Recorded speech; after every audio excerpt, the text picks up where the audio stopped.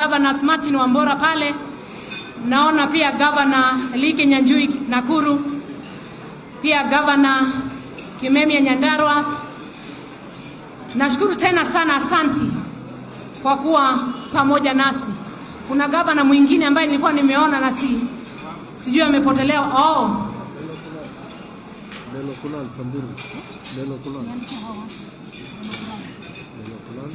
Samburu and Wajia.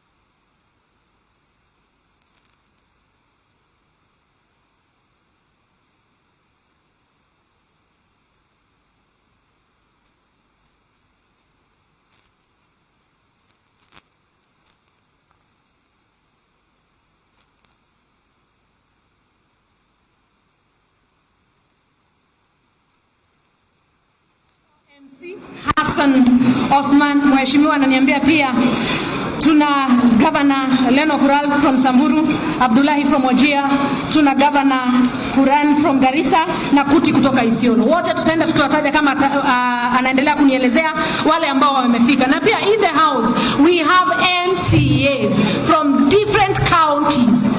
Thank you so much. Pia majina yenu nikiyapata nitaenda nikiyatangaza hapa. Governor Mukhtar Wajia.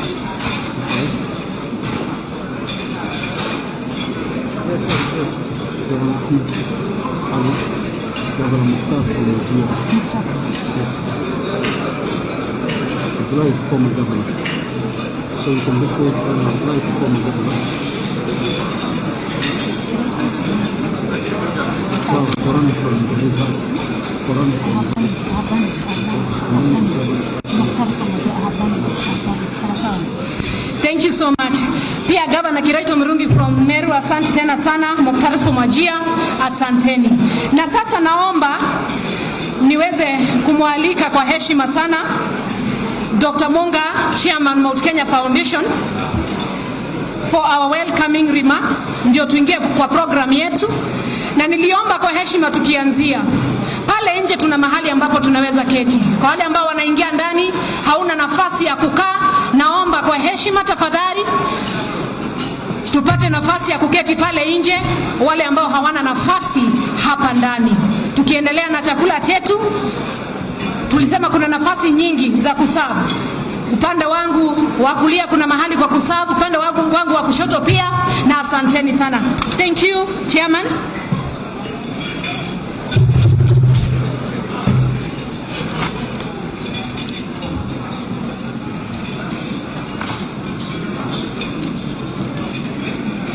CS, attorney, the leader of these big delegations, our brothers and sisters, other CSs present, CAS, permanent secretaries present,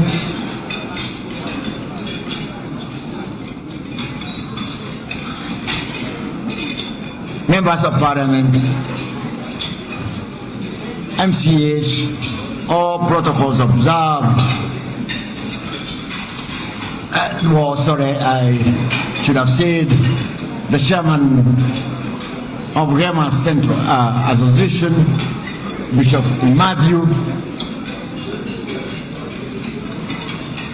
Today, allow me to say, is a historic and a momentous day filled with divine favor for the people with common heritage gathered here just to thank God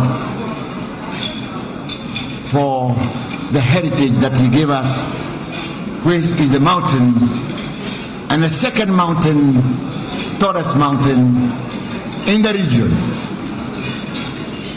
Our heritage is the second highest and the most romantic mountain in the region, and the inhabitants of this area are blessed by God, by the Creator, for being hardworking, business-minded, and peace-loving people. The name Kenya is derived from our heritage, so we have cause to be proud that we are the custodian of the mountain from which the name of our beloved country is derived. In here, for those who may be watching us from far, we have our brothers and sisters from Wajir, Mandera, Garissa, Samburu, Turkana, Tana River, and on the other side we have Nakuru, we have Laikipia, we have Muranga where I come from, we have Embu, we have Meru, and many others that are in the west and east. Today we have come here to baptize our other brothers from Mount Kenya North. If you stand with a strong binocular, even an average binocular at the top of Mount Kenya, you'll be able to see the cities and the capitals of the counties that I've just named.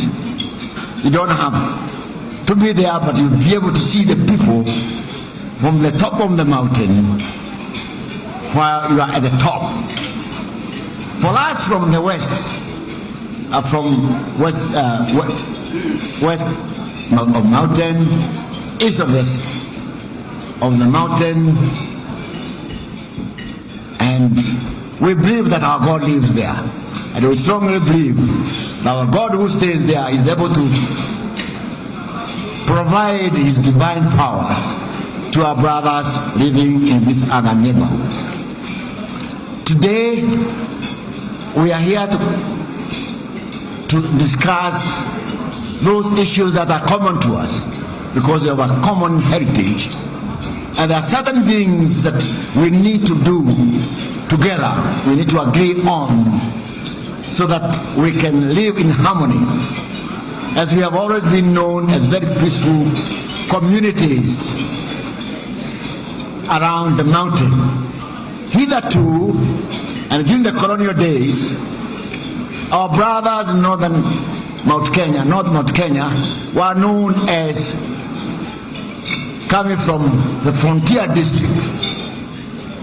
But with independence, and again in recent times, they are no longer saying that they are going to Kenya when they are coming to Nairobi and other parts of Kenya, because they know they also belong to Kenya.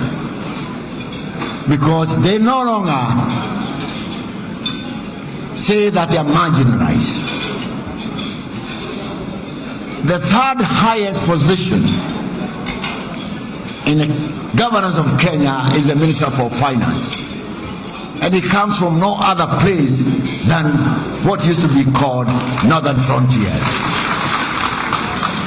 How would you therefore say that they are marginalized? He holds the pass. He keeps the pass. So that is a demonstration that we are on one Kenya. We need therefore to demonstrate that we, in pursuance of what His Excellency the President Uhuru Kenyatta says, that he would like to leave this country as a united nation, as a united country, and we have got to start by showing by example that these counties that I've just named have that united concept of what they need to do in this country. So we are doing nothing else than to show the rest of Kenya that we have a united communities around Mount Kenya. Usually when you go, you call a visitor in your house and you feed him with whatever you're prepared for him, you'll be implied to talk much. So I don't intend to bore you with a lot of stories because you are visitors. So you have the freedom to come and tell us all that you have to tell us because you are our visitors. Let me thank you for coming, because if we prepared the food that we had prepared for you and you did not come, then it would be like that was the guy who invited people for a feast in his house in the Bible, but the visitors who had been invited did not come. What did he therefore do? He sent his laborers to the streets to go and gather whoever was there to come and enjoy the hospitality that he had prepared for the guests that he had invited. Therefore, for we from West, East, or Mount Kenya, can we give our brothers a heavy hands for coming? Thank you very much. I'll now call upon the Vice Chairman of Mount Kenya Foundation, Titus Ibui, just to tell us briefly why we are here today. Thank you, Mr. Ibui.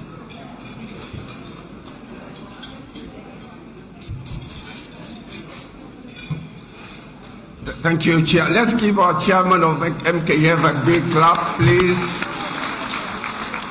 Thank you, Dr. Muga. I would say all protocols observed, because I think we are very wide. So I won't waste much of your time by going through, the normal usual protocols. So I'll say all protocols observed. Mount Kenya Foundation is one of the Ngema institutions. There are other various Ngema institutions, which you call community institutions. And the umbrella of all those community institutions is what we call the Ngema Cultural Association. So Mount Kenya Foundation directors report to the Ngema Cultural Association hierarchy.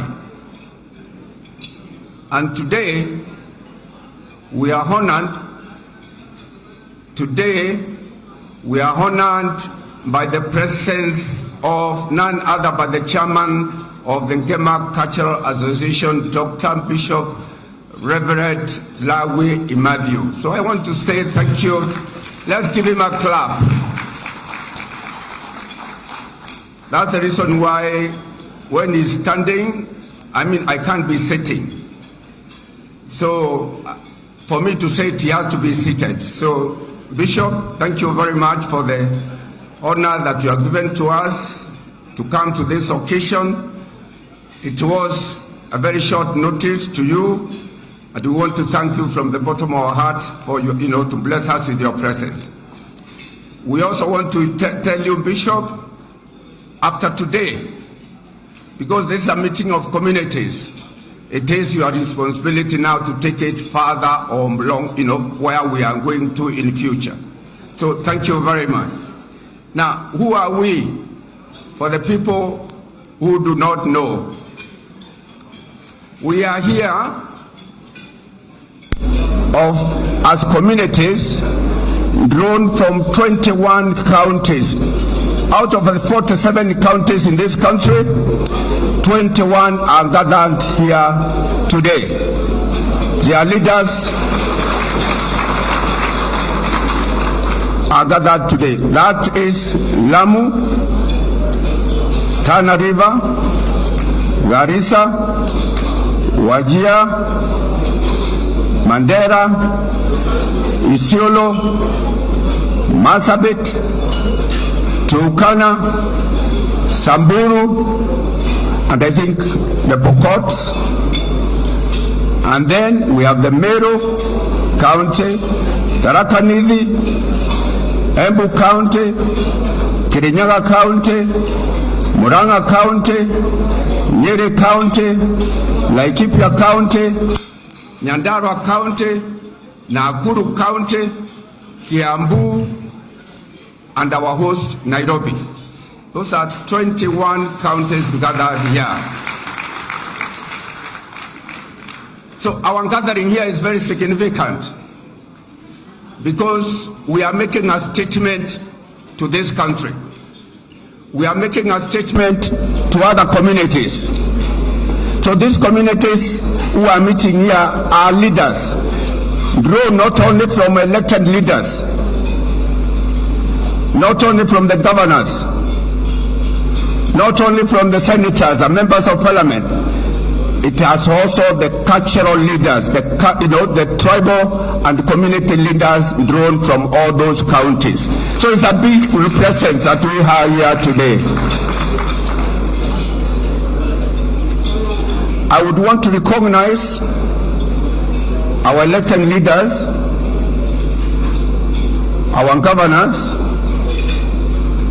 and our community leaders, and our executive who have been able to be with these other community leaders. But I want to leave that individual responsibility to their respective speakers who will represent them to come and introduce them. We have a governor who will talk on behalf of the governor, so you recognize and identify the governors with us. We have members of parliament, so the member of parliament will talk on behalf, will be able to introduce, and other categories like that. I'm also told now we have Kajiado also present. Let's give them a clap. So we are 22 counties. So where are we here today? MKF decided to invite our brothers and sisters from northern Kenya so that we could have a dialogue.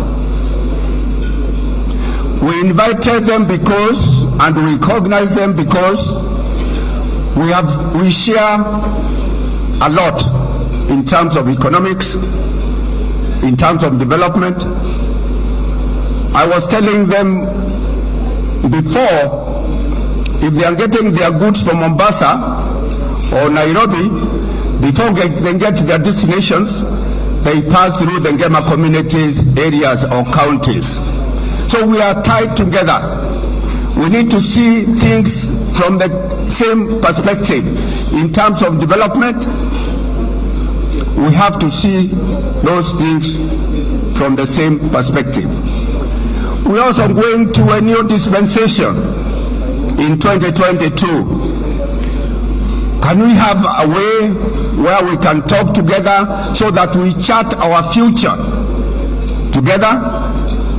This is one of the reasons why we are here this afternoon.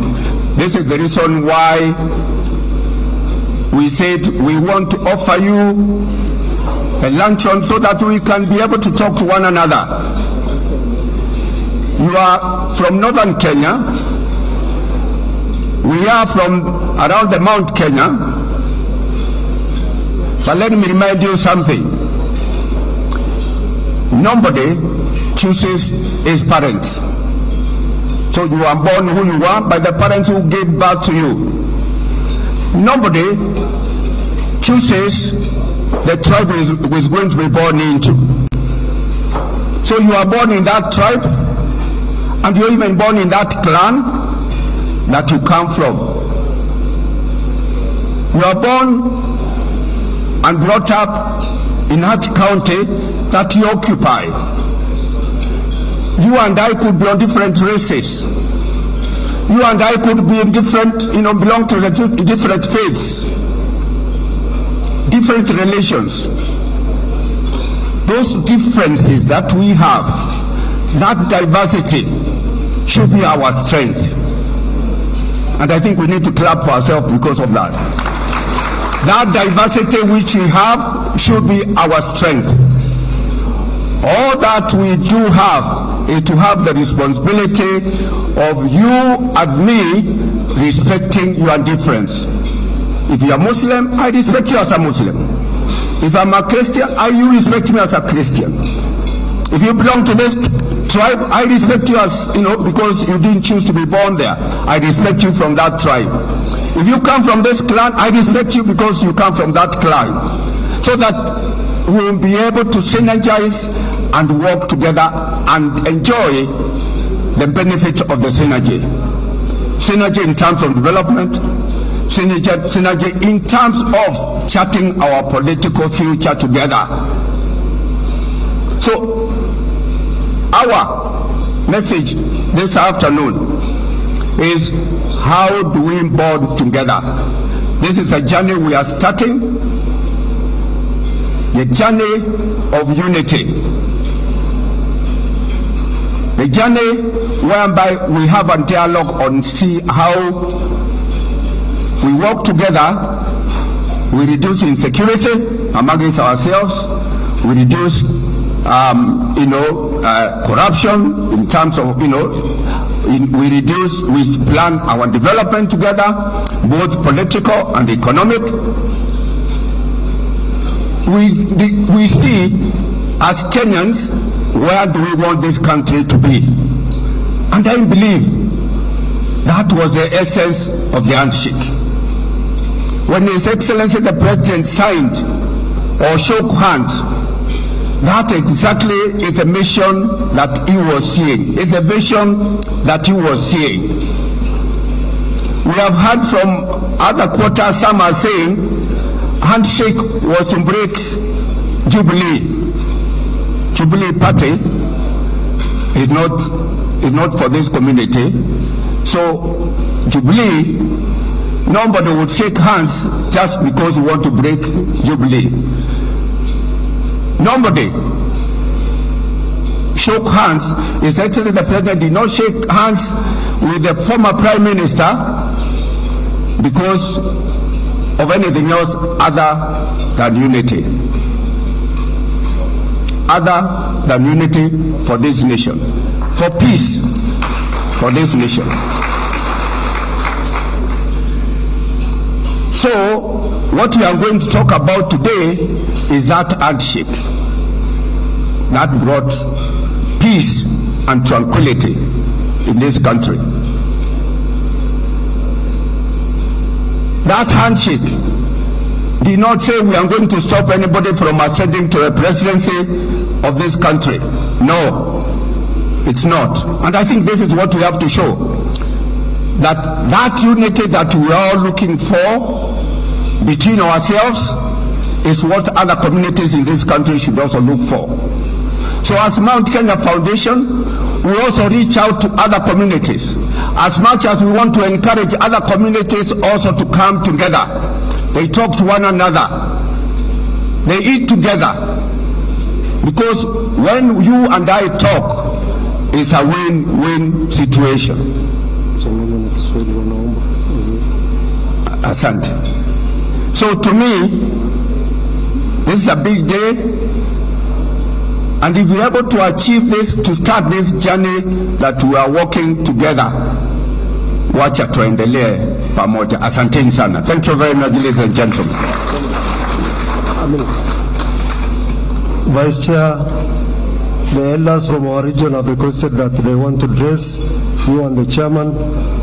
I think I'll request chairman, please come up here.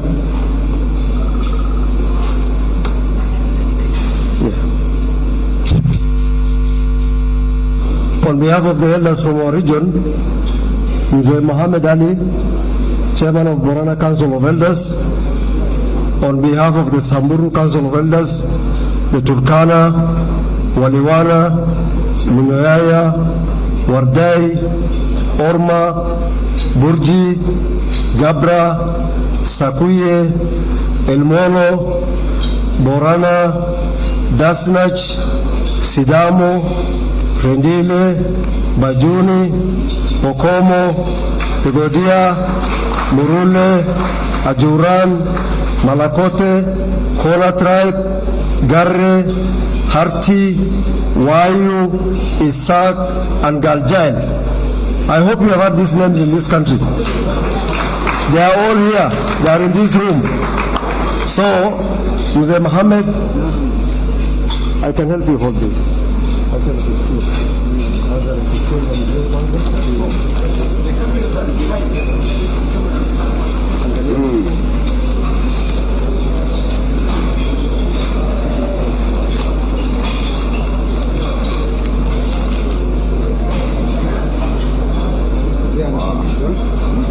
Koi. Hiyo. Hii ni ya kuvaa. Hii ni ya kuvaa. Round. Swalishaga hii ni ya kulala nayo usiku. Oh, okay. Unakuwa unalala nayo.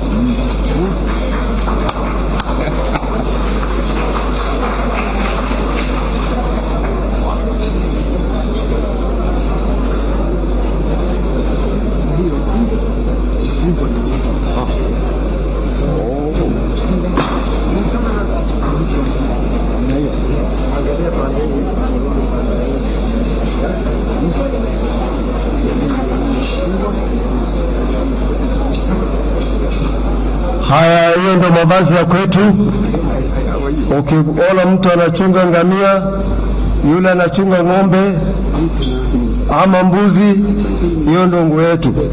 Lakini sababu mzee labda ana ngamia, atalala naye usiku badala ya kuhangaika na ile nguo zito zito.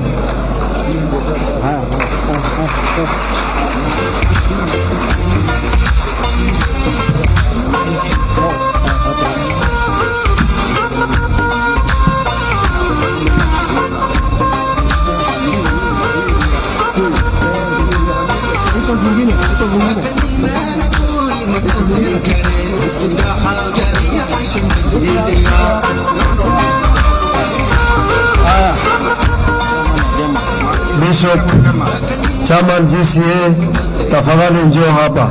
Bishop Lawi Imadhiu.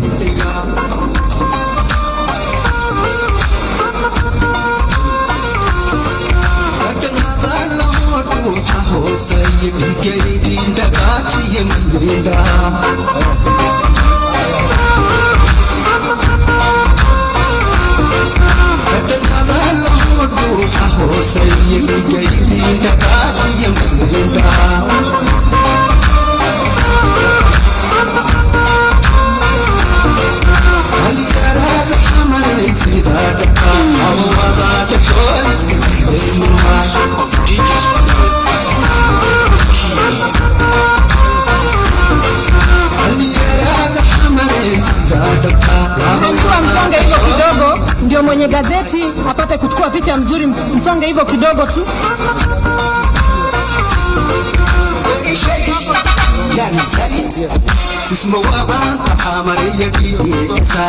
Kiwa sawa, mtaniambia wanahabari.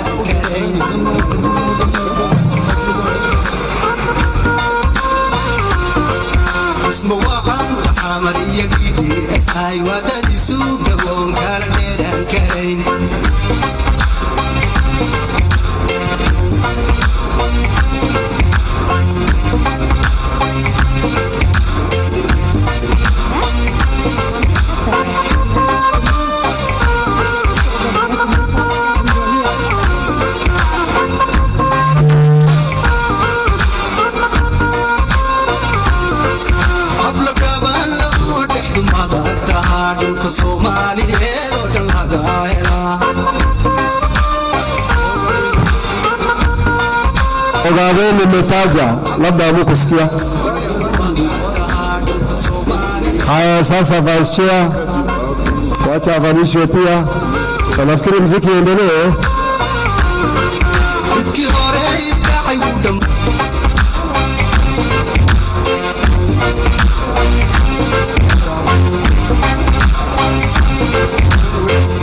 Haya, mambo ndio hayo sasa.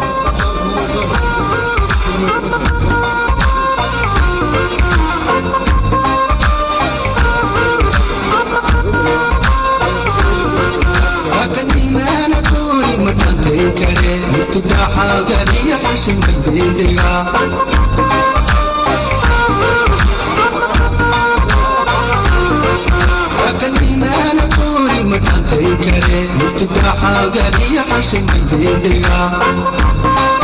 Wale ambao wanachukua picha ukimaliza uniambie ndio tuweze kupiga hatua nyingine mbele.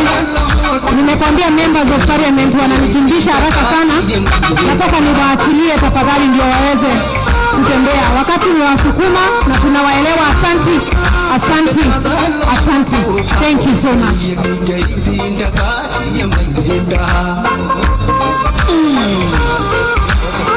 Thank you so much. Wakati ambao wanaketi, naomba sasa nimwalike Honorable Kainan kwa niaba ya Upya leadership. Ndio tukimaliza na yeye saa hii nitamwalika Bwana Kamau Mbogwa na Mheshimiwa Hassan Osman tuingie kwa program sasa. Ndio tuanzie na members of parliament. Tafadhali Mheshimiwa Ihenya, naona vile unanitupa macho na unajua mimi ni wa constituency yako. Sitaki nikose kwa kwenda nyumbani jioni. So naangalia hiyo sana. Mheshimiwa Kainan. Mheshimiwa Kainan.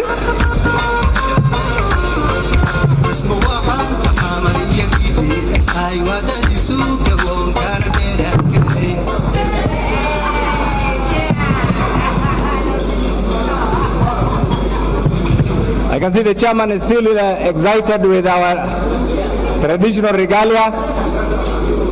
The leadership of the Mount Kenya Foundation, the leadership of the Upya coalition, governors present, CS is present. I mixed CS is present and CIS is present. Colleagues.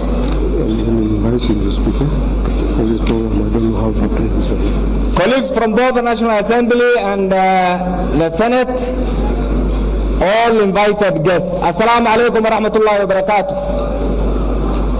May I take this opportunity to join the chairman of the foundation in welcoming you, as we have all been welcomed. And I'm sure we have had a bit of a very good taste of the food here. It's a blend of the Mount Kenya cuisine and you know, actually some of the best food come from the pastoral communities. You need to test. You will be surprised. I want to take this opportunity and thank the leadership for inviting us, for giving us this great opportunity to come and interact with you. I do know this ought to have happened a long time ago, but I always say as a firm believer in the will of God that this is today when God has willed that the leadership and the groupings from these two communities will meet. I want to also take this opportunity to thank His Excellency the President for according us here as a group and also the entire nation in such a peaceful atmosphere. I just want you to reflect for a moment what happens and what is happening in our neighborhood and count ourselves as the luckiest people in the East African region. This is the only country that has never gone through militarism. This is the only country, notwithstanding all the other few challenges that we have had, and therefore we count ourselves lucky, and I think it's one thing that we must also appreciate. This is why we have earned the tact.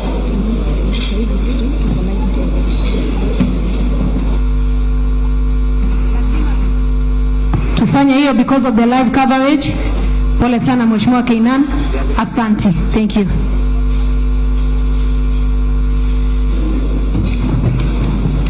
First and foremost, we must all appreciate what brought us together here. All of us, directly or indirectly, participated through our grandparents in the making of this great nation, the making of the nation state of the Republic of Kenya, which in certain quarters is called the Premier Republic of Kenya. We must clap for ourselves, because without that tact, we will maybe we'll have been in our tribal cocoons. I'll be in a Somali cocoon, somebody will be the cocoon. But our forefathers in their own wisdom fought for our independence, jealously gave us this great nation. And you know the number of things that we have in common: the national flag, the currency, the presidency. These are things that unite us, and minus them will be a failed state, will be a banana republic. That is why whoever is at the helm of the Republic of Kenya, and right now His Excellency the President Uhuru Kenyatta, we must pray for him, we must thank him to always apply wisdom and resilience in continuing leading this nation until the day when he will hand over to another president. The reason why we are here today, being part of the dynamic, the Kenyan society,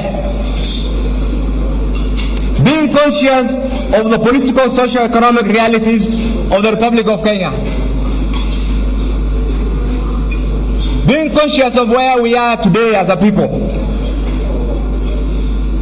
it dawned on the wise people of the Republic of Kenya under the leadership of President Uhuru Kenyatta to think out of the box and devise means and ways of uniting the people of Kenya. And it's not a mean task, it's a very difficult task. That is why for those of us who have been supporting His Excellency the President under the handshake, I know initially it was very difficult actually to conceive. But later on, all of us are at home with it, simply because we have seen the changes that it brought.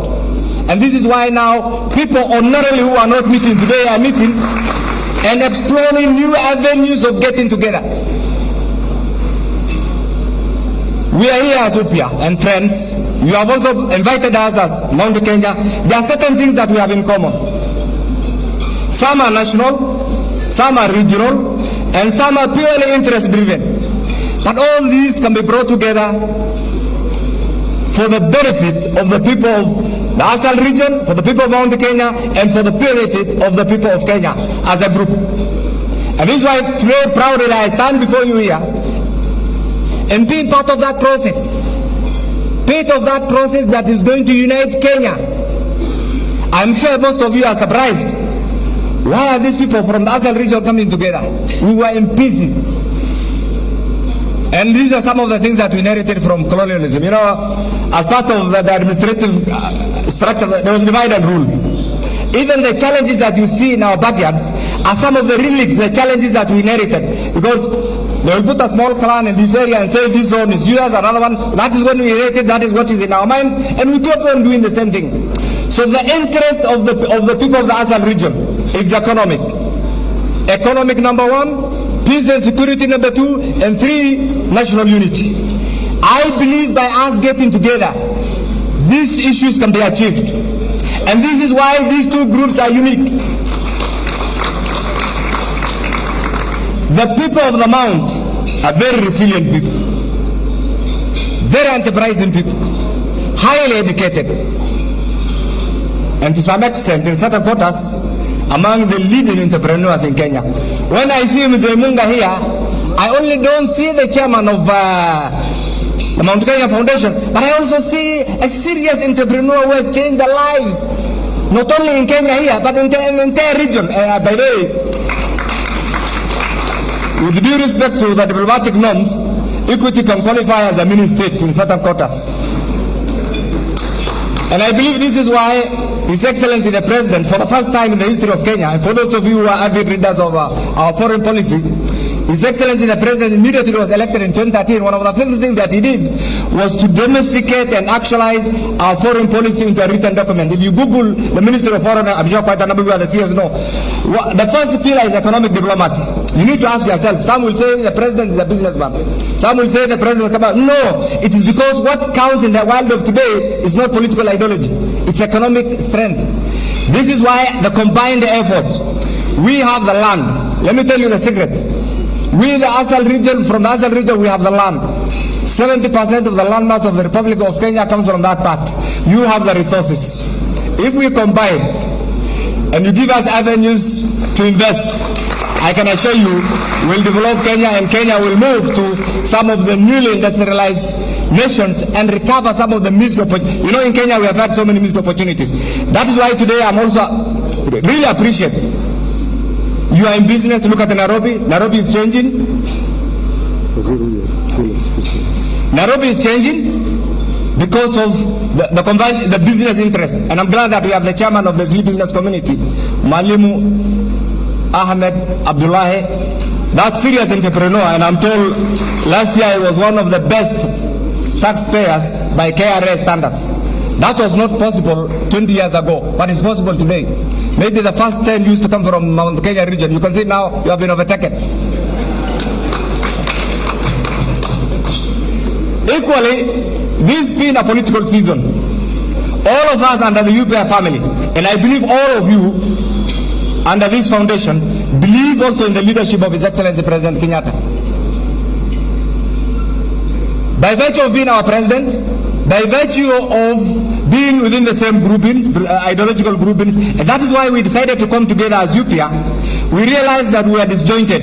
We realized that our names were being abused.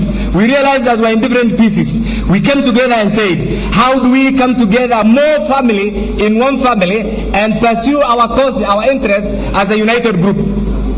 I hope you will welcome us, because you are the bigger brother, and ensure that in the next dispensation, because today is not for politics, when you sit there, some of us will be part of that table. Previously, we used to be flower boys, flower girls, flower men, flower men. We were shed of that tag. Now to chase it, we are no longer joking. That business is a very serious business, and that is why we are here. So really, I want to take this opportunity also. My colleagues who are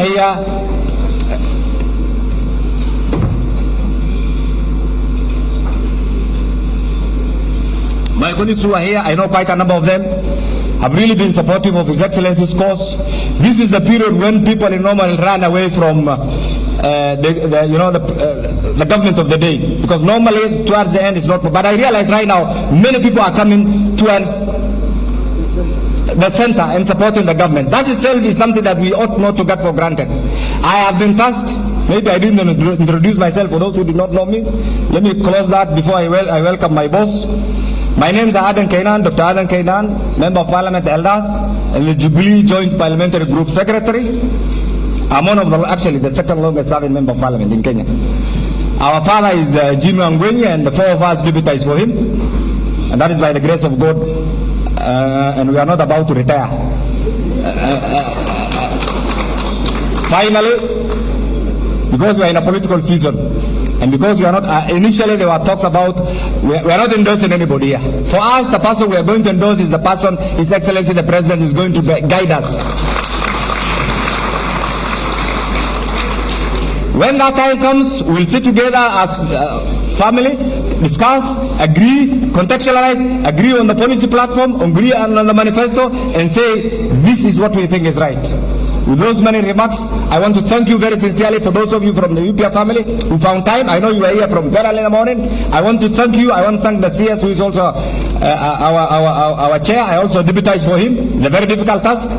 I am sure the success of this is also going to send a very chilling message to those who thought that the pastoralism, that tag pastoralism, is a title that one can easily run away. It belongs to us, it belongs to this family, it belongs to the group we are here, and anybody else outside there, the only avenue open, come and join this group. Thank you so much. Karibu Waziri, the Honorable Ukur Yatani, the first product of the resilient Asal region to occupy that privileged position of being the CS Treasury and National Planning. We thank His Excellency the President, we thank the people of Kenya. Karibu Waziri.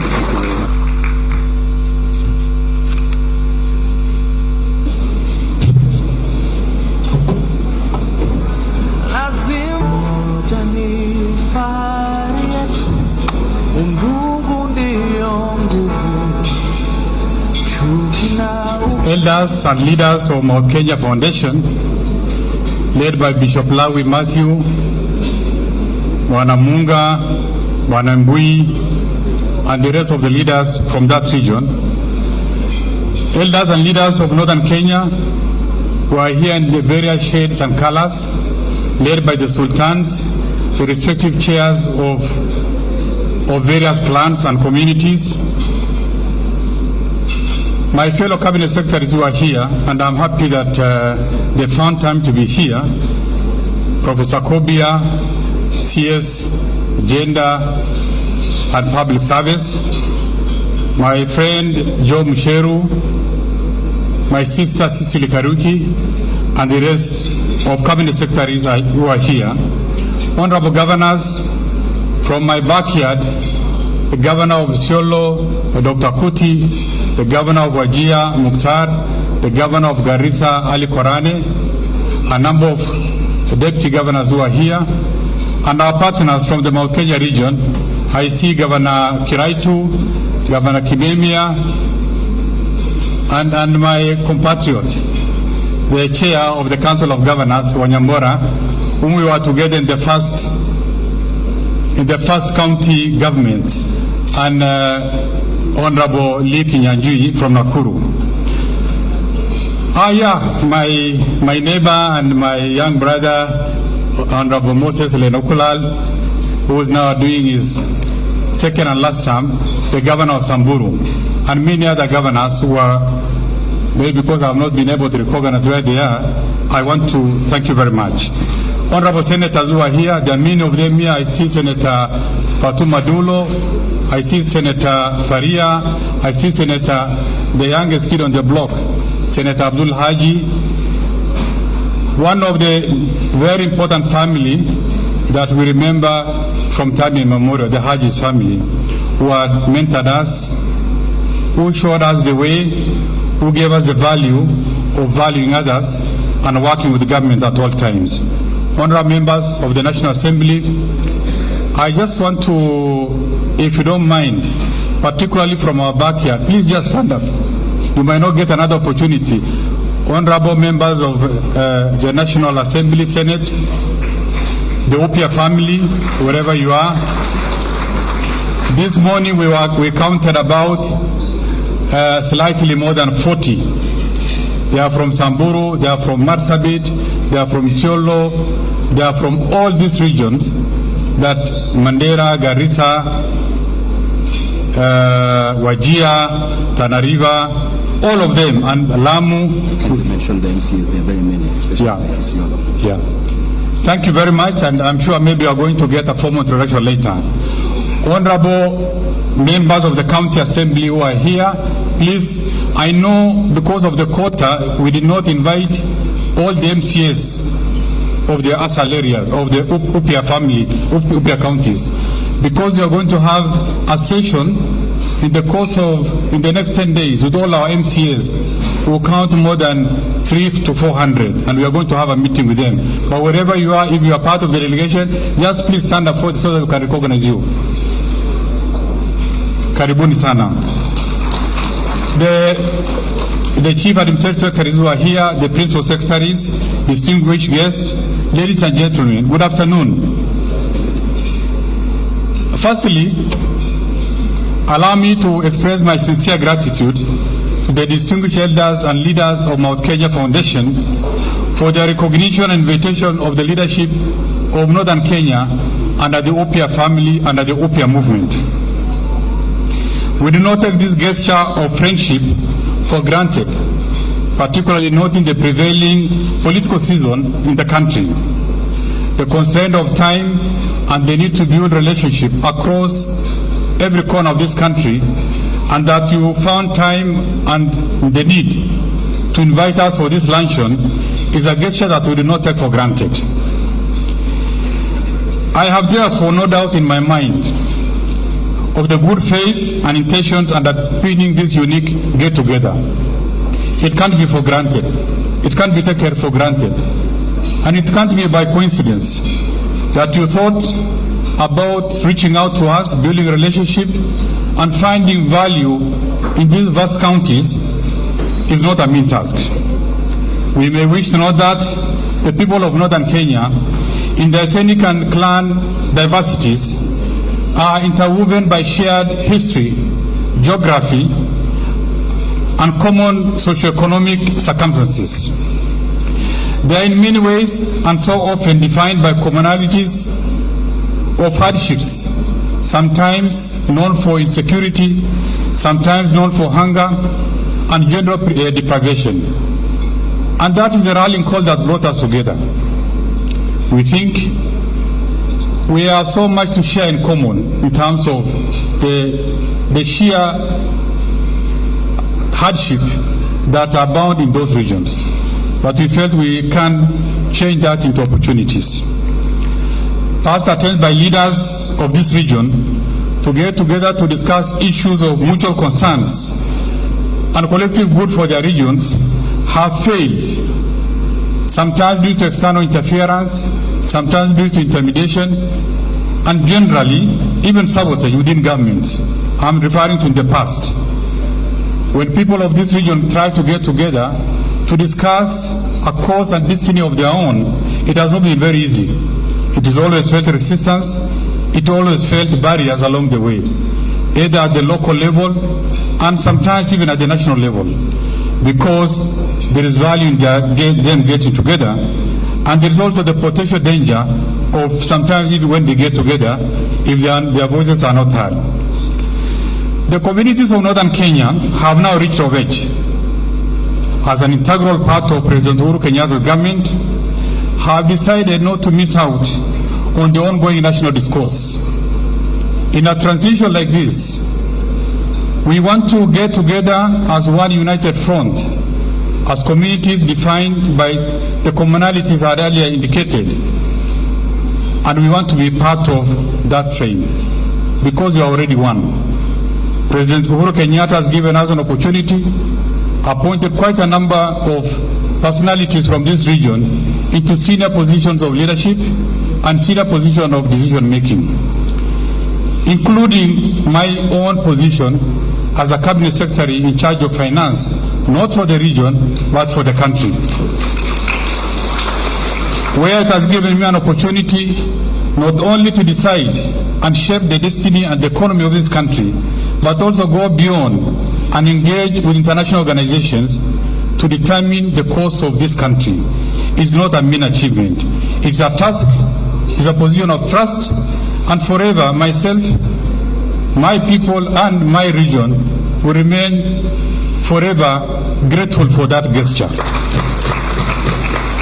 It has taken this region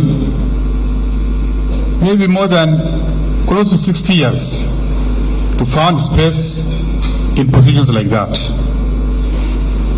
The kind gesture of the president is a testimony that the region is no longer on the margins, but integral to the national decision-making process.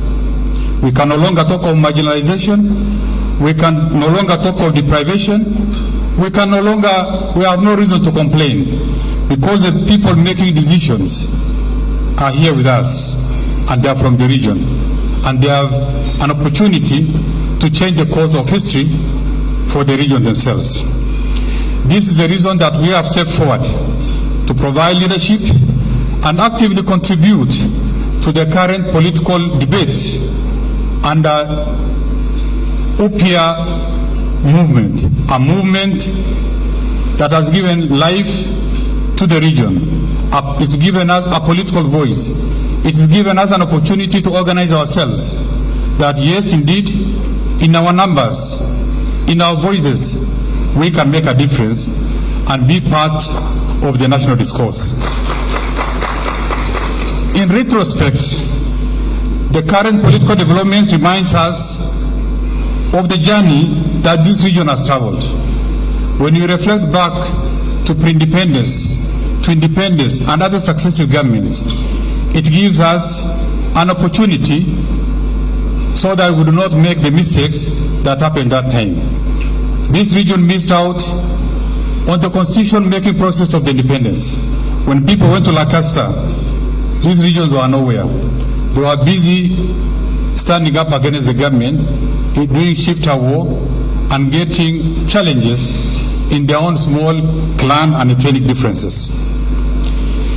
We even missed out on the major policy-making sessional papers of this government, including the sessional paper number 10 of 1965 that defined the course of the direction of the economy, where this area was just an appendage of that important sessional paper, claiming that investments going to be done in agriculturally high potential areas with the hope that if there are things that will come out, the remains will be shared in the marginal areas. The agricultural sector continued to do poorly, and therefore there was nothing to realize, and there was also nothing to reach the regions that we come from. So we are saying we are no longer going to sit back and be dictated by the level of our disorganization. We have to get organized, and we need to be taken seriously and we need to be part of this government. This meeting between the Mount Kenya and Northern Kenya communities reminds us of the long, cordial, and socio-economic symbiotic ties that existed between the two regions, where exchange and trade of livestock, coffee, tobacco, name it, predates independence. Even in the 18th century, in the 19th century, in the 20th century, before independence, these two communities, wherever their clans, wherever their ethnic identities, were engaged in some form of trade, in some form of exchange of goods. And this is now where we want to bound on, and this is where we want to capitalize to bring these two regions together.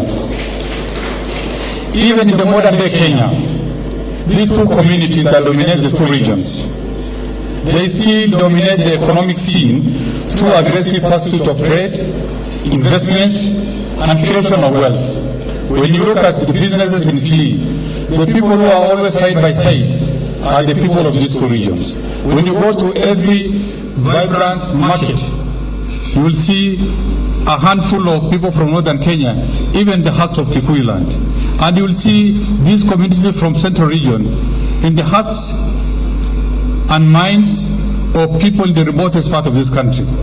Where there's a small trading center, there is chance that there is a Meru from Tigania who's selling tobacco somewhere, who's selling this. These are ties that we want to capitalize on.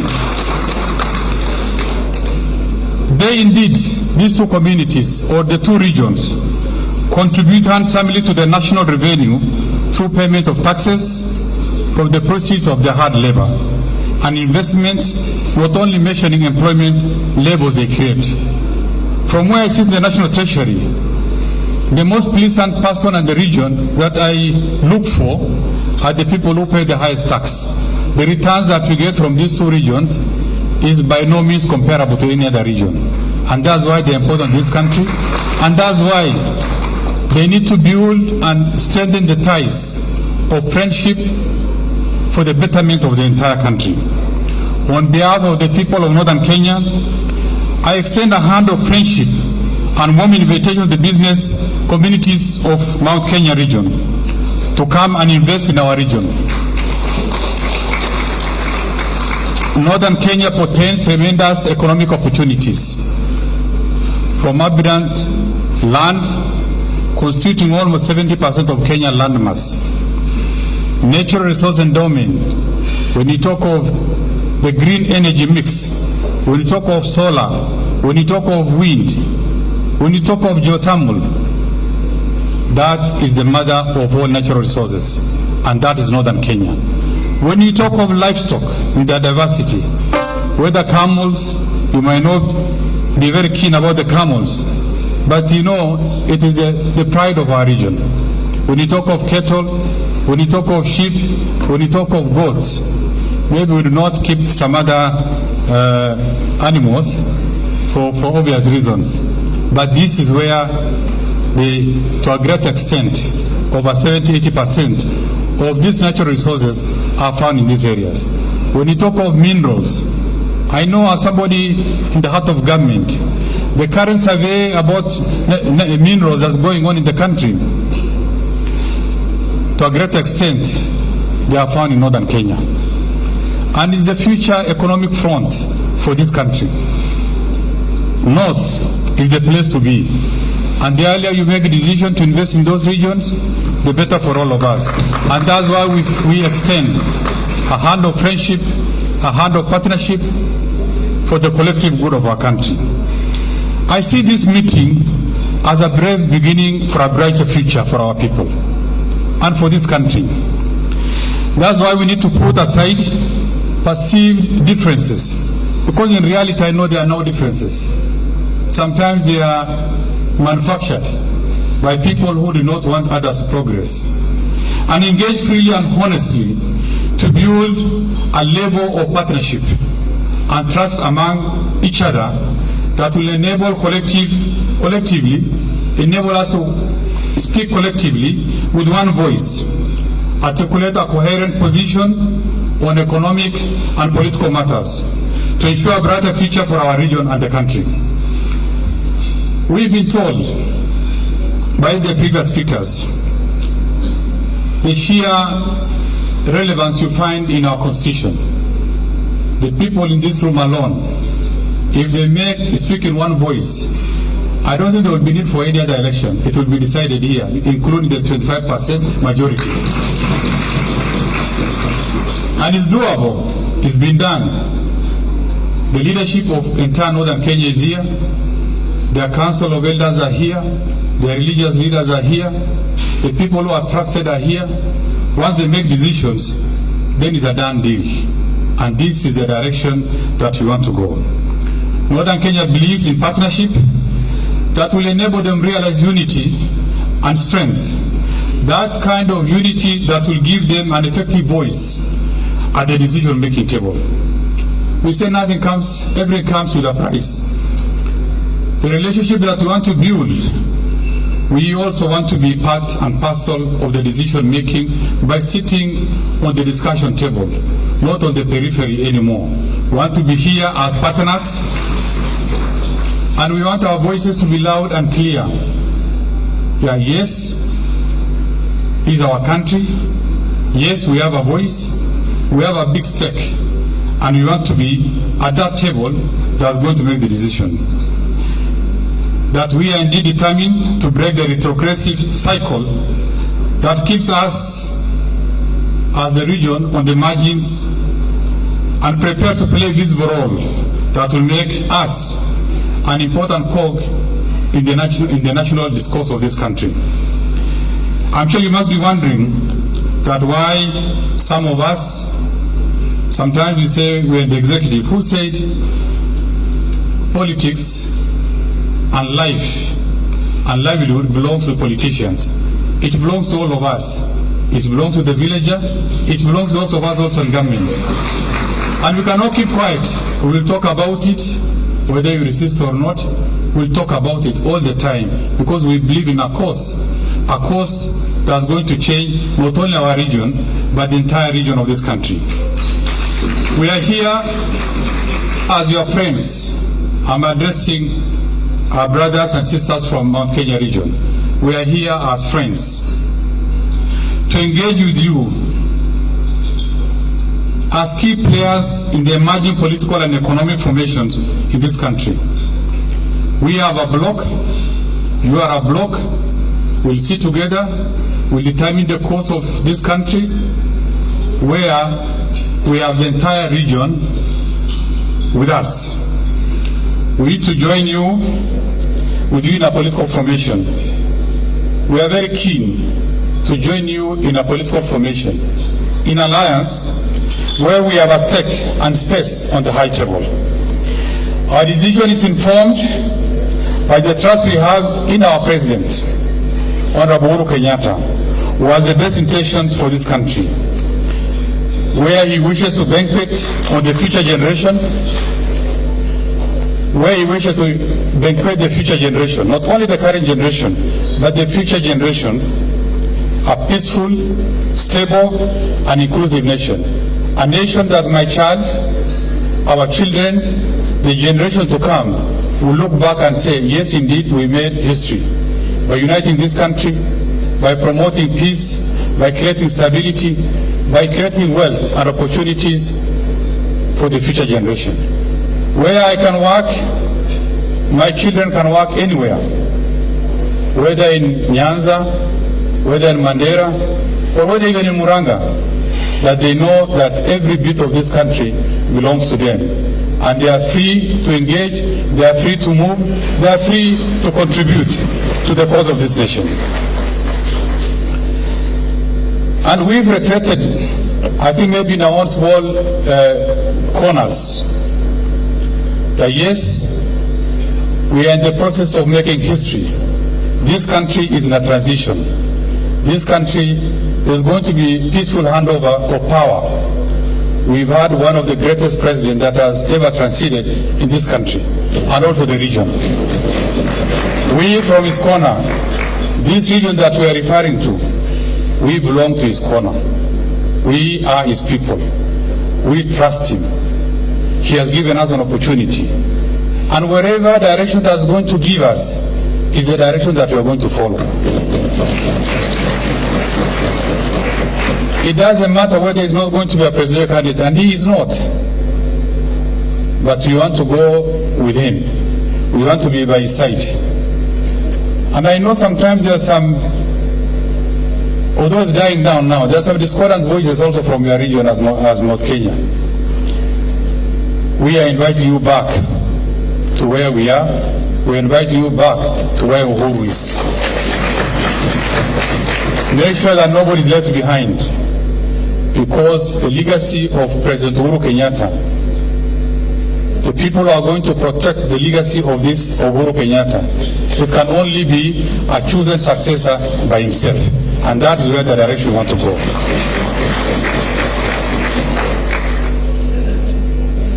He has given us his dreams and vision for this country has been very clear. That's why you see he's blind to whoever he gives opportunity. That's why some of us, because of his own decision, he trusts us with the past of this country, because he knows we are Kenyan, because he knows that we can make a difference. And that's the direction we want to go. I want to wish you well. Nafikiri kwa niaba ya watu wetu, pengine sisi unajua tumetoka mali tofauti. Sisi kama jamii ya sehemu hii kaunti 10 kutoka Lamu mpaka Turkana, tumekuwa na mawasiliano si siku moja, tumekuwa na mawasiliano ya zaidi ya mwezi 3. Tumechambuana na tumejua nani yako na sisi, na tumetengeneza critical mass. 80% of our elected leaders are in this room. Almost, maybe there's only 1 or 2 governors who are not here. The rest are here. And almost all the senators are here. All the members of the National Assembly are here. We've decided to move on a cautious path. Even all the former governors are here. That we built one home called Upya. Upya ni movement yetu kama jamii ya sehemu hii, lakini tutakuwa na vyama tofauti. Kwa hiyo chini ya vyama tutashindana, lakini tutakuwa na sauti moja, ambao kama mtakubali, tunataka tumalizane mambo ya uhusiano kati yetu na ninyi. Tukiweka sahihi, wakati mambo inazungumziwa ya kuzungumza mambo ya Kenya, ninyi kwa ajili ya pengine idadi yenu mtakuwa watu 10, sisi pia tuko na haki, hata kama ni nafasi moja ama 2, kukaa kwa hiyo meza na kupanga mambo yajayo. Asanteni sana, Mungu awajalie, Mungu awarehemu. Nashukuru zaidi.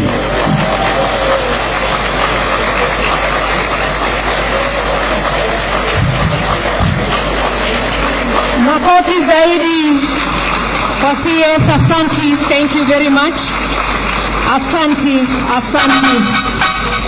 Thank you. With your permission now, I wish to invite my co-MCs, Mr. Kamau and Honorable Hassan Osman, who will take us through the rest of the program as I coordinate with them.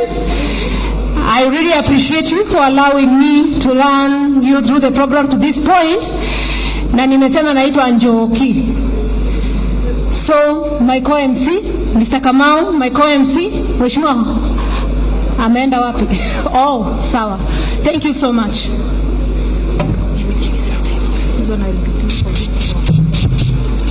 Distinguished leaders, ladies and gentlemen, good afternoon. Kama alivyotaja mwenzangu, jina langu ni Kamau Mbogwa, na tutashirikiana na mwenzangu Mheshimiwa Hassan Osman kuelekeza sehemu inayofuata katika ratiba yetu ya leo. Imekuwa ni dhahiri kwamba waziri ameongea kuonyesha kwamba hiyo ni key speech, lakini tumeomba msamaha kuibadili ratiba kidogo ili kusiwe na viongozi mbalimbali ambao wataondoka kabla ya kuisikiliza hotuba yake. Sasa bila kupoteza wakati, kwa sababu muda si mwingi, nitamwalika kuongea kwa dakika 2 peke yake mheshimiwa wabunge wa eneo hili wa Ihenya Dirangu, awasalimie peke yake, halafu baadaye amwalike hapa mbele mheshimiwa Ngunjiri wa Mbugu ambaye ni mwana mwenyekiti wa caucus ya wabunge kikundi chake ili awajulishe mbele yenu. Karibu mheshimiwa.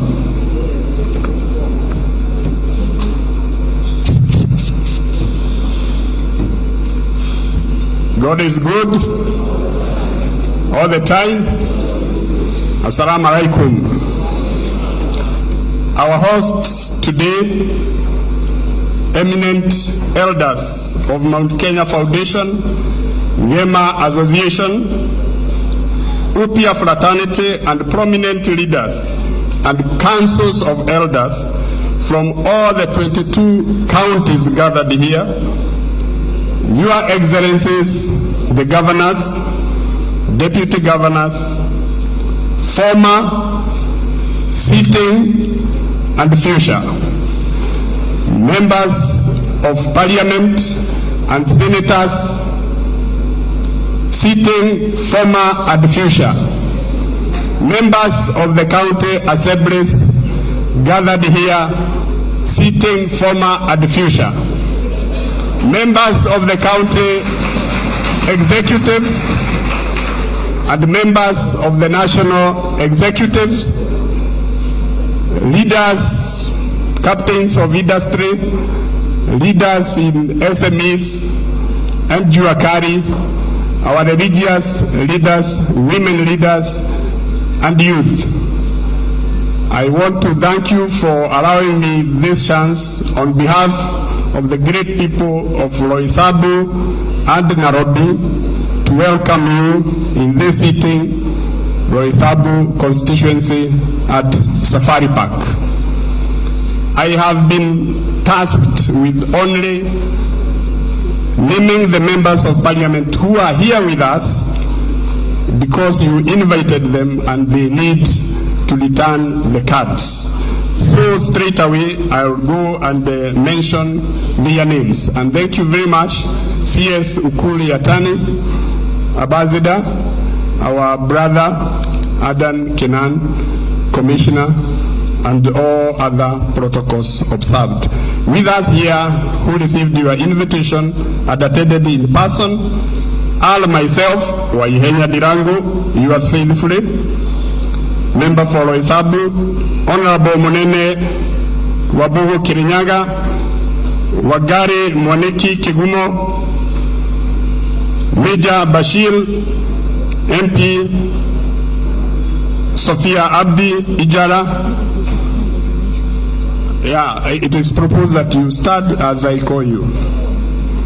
So, Wabuhu Munene Kirinyaga, Wagari Mwaniki Kigumo, Karari Jama Kiaba, Major Bashir, MP, Sophia Abdinur Ijara, Peter Kihara Madioya, Rashid Kasim Wajia, Fatuma Gedi Wajia County, Naisura Resuda Saburu, Abdinur Lafe Mandera, Honorable Abdi Karim Fafi, Honorable Dr. Duare Dirie Dadab, Honorable Kinan Adan, Honorable Shashuganya North Hall, Honorable Bashane Tabaj, Honorable Faria nominated Senator, Professor Honorable Omar Mohammed Wajia South, Honorable Senator Fatuma Duro Isiolo County, Honorable Hire Rajera, Honorable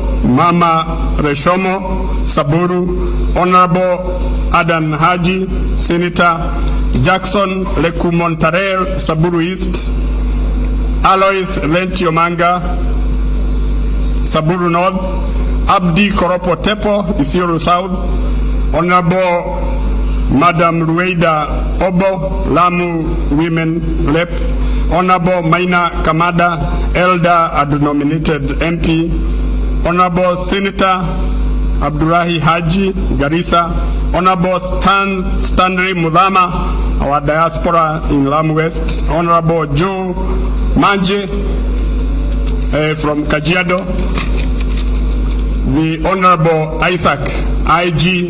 Goge, our youngest nominated senator, Honorable Wabogo Gojiri, MP Nyeri Town, and later we will be invited to speak on behalf of the Mount Kenya MPs Caucus.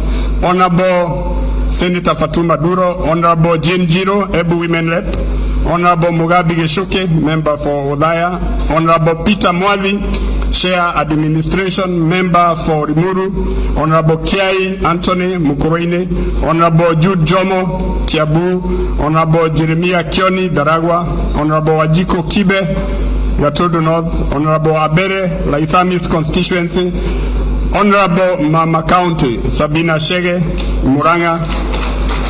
Finally, at the very important Honorable Mercy Wajiko Gakuya, our neighbor here in Kasarani.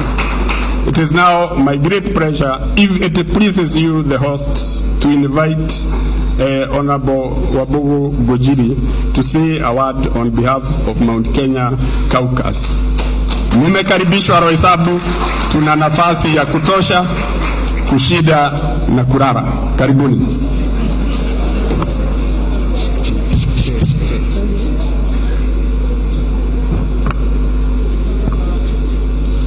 Thank you very much to my former Member of Parliament for Nyeri Town and now Member of Parliament for Risambu, Mheshimiwa Dirangwa Ihenya. I stand here on behalf of Mount Kenya Caucus, which brings together approximately 43 members of Parliament from the National Assembly and Senate who are from the Mount Kenya Central Region. And I want to start by first recognizing the good work that has been done by Mount Kenya Foundation leadership. Asanteni sana for being able to convene platforms where we are able to come together as leaders of various communities, various sectors, to be able to extend the essence of the handshake that is the politics of our leader, President Uhuru Kenyatta. Thank you so much. And I know that some of our colleagues, either deliberately or for their own political interests, have chosen not to understand what you're doing, but we want to assure you as a caucus, we stand behind you and we will continue to protect you from those who would want to try and attack you for political reasons. We assure you of that commitment. Thank you. Thank you very much. My message is very simple. We come here as Mount Kenya Caucus to extend an open hand of friendship to our colleagues from northern Kenya. I have listened to CS Ukuriatani give a history of where you have come from and how far you have come, and that we are here now. And we want to recognize that you are here now, and to assure you as a political leadership and the caucus that stands to the president, the part that you expect of us with our brothers and sisters in Parliament from Northeastern, we will do. Where we need to stand with you, where we need to lobby with you, that we assure you that we will do. That is the first commitment we will give you as Mount Kenya Caucus. The second commitment is that as we transition and as we get into the transition conversation of what happens in the next government, that table will be wide enough for all of us. So I also want to assure you on behalf of my colleagues that we will make sure if the door is closed, we will open it. And we'll make sure that you sit in that room on that table so that we can all discuss where we are going as a country. My final commitment, which is the only other thing I'm going to say, is that we appreciate how you have stood with the president. As you have pointed out, our region has been a bit untidy, and we are cleaning up. We are looking forward to the National Delegates Conference that is coming up on the 30th of this month, and we assure you we'll clean up our party. On that part, we assure you. We also assure you will see us doing a lot of work to consolidate our region. I know there's been this feeling that that region belongs to somebody else. It has never gone to anybody else. It still belongs to Uhuru Kenyatta. We assure you of that. And we will go out there and we will prove that. And as we consolidate, why I'm saying thank you is because in Parliament, whenever we have required numbers, you have been there for us. You have stood with our president, and we assure you, and we say, asanteni sana sana sana. It is not something we take for granted, and we assure you we will remember this even in coming days. Should you ever come to us, we will remember to return that favor that you have done for our president, and just to make sure that our country stays stable and continues to progress. That is all you have from Mount Kenya Caucus. Asanteni sana. God bless you.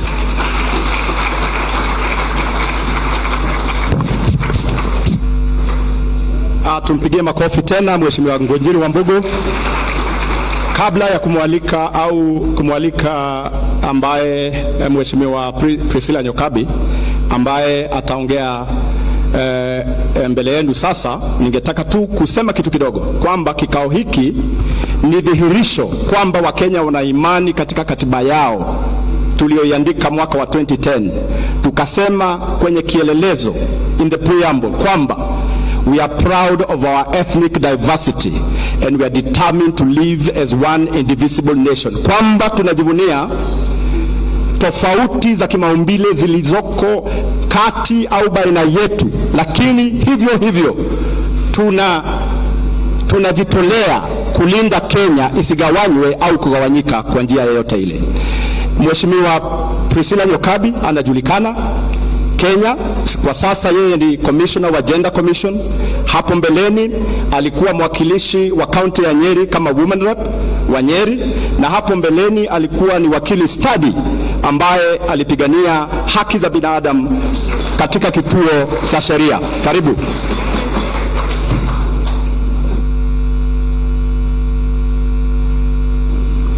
Thank you very much, YMC, and thank you everyone who's here. All protocols observed, but let me recognize our CSs and also our CASs and PSs, our governors, our members of parliament, our senators, distinguished ladies and gentlemen, our elders as well, led by our GCA chairman, the MKF chairman and vice chair, everyone. It's truly a good day.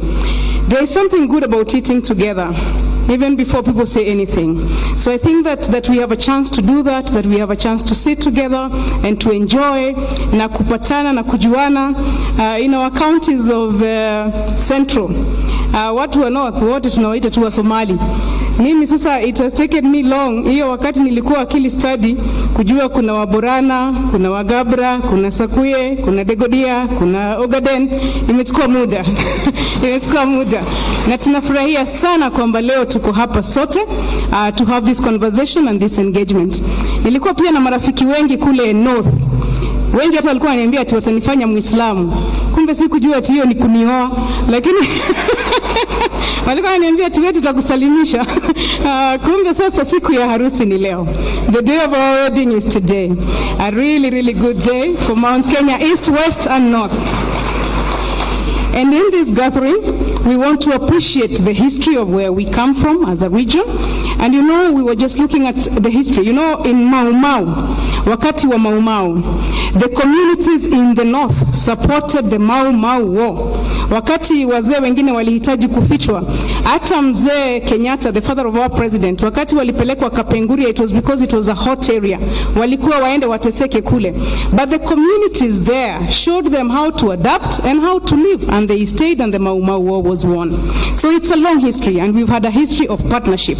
And that is the history that we want to go back to and forge a new way of doing things and a new way of looking at our issues as a region. You know that the roads like the Keno Maroa highway, ambayo pia itarudi ishike Maroa Nanyuki Isiolo. Mheshimiwa wetu Gojiri ndiye mheshimiwa wa Maroa, na mheshimiwa wa Ihenya alikuwa mheshimiwa hapo. Maroa area and the entire highway, wakati highway is growing, it grows for us in Mount Kenya, but it also grows for everybody else who it moves on that highway. And that is the growth that we want to see for our country. And just on that road, there's a friend of mine called Mama Rita. Mama Rita duka yake iko Sagana. Anauza mchele pale Sagana. And it's just ameuza hiyo mchele ya Mwea, gari zinasimama. Mama Rita juzi nikakuta hii duka ya Sagana, hiyo ni duka moja. Amenunua shamba mbele kidogo ya Sagana, ambayo akaniambia hizi basi kubwa zinasimama zinanunua mchele wakati basi hizo zinakwenda north. And that is really growth. And you can see that is just one story of Mama Rita. These stories can be told everywhere. If you look at how Kikope has grown, if you look at how Mlolongo has grown, if you look at how other towns have grown, that is the growth that we are looking for. And once we become united, that is the growth that we will have. The highways, the roads, and a lot of expansion for both our counties and also the counties in the north. And that is development, that is peace, that is stability, and that is security. And that is the conversation we have today. day. That is the conversation we want to have. How do we have economic interests that are joint economic interests and a shared vision around them? Na watu wanaanza na economy. Wakishapata economy, Keinana amesema vizuri, tutaingia kwa siasa. When our economy is joint and united, we have to make the same political decisions.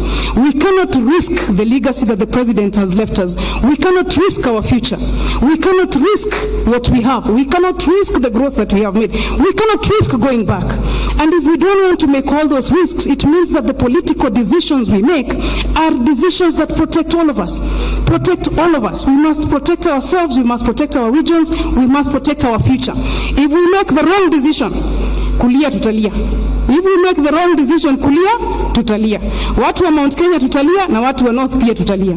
So now we need to have that conversation. And that is why this is a really good day for all of our communities, for all of our growth, for all of our development. It is roads, it is water, it is expansion. It is really, really a good story. The type of story that we want to tell in this day and age, and I am personally very, very happy to be part of this story. Kwa mambo ya kina mama, na unajua mimi pia ninakuanga kidogo double agent. Mchana mimi ni gender commissioner, usiku mimi nachunga mlima.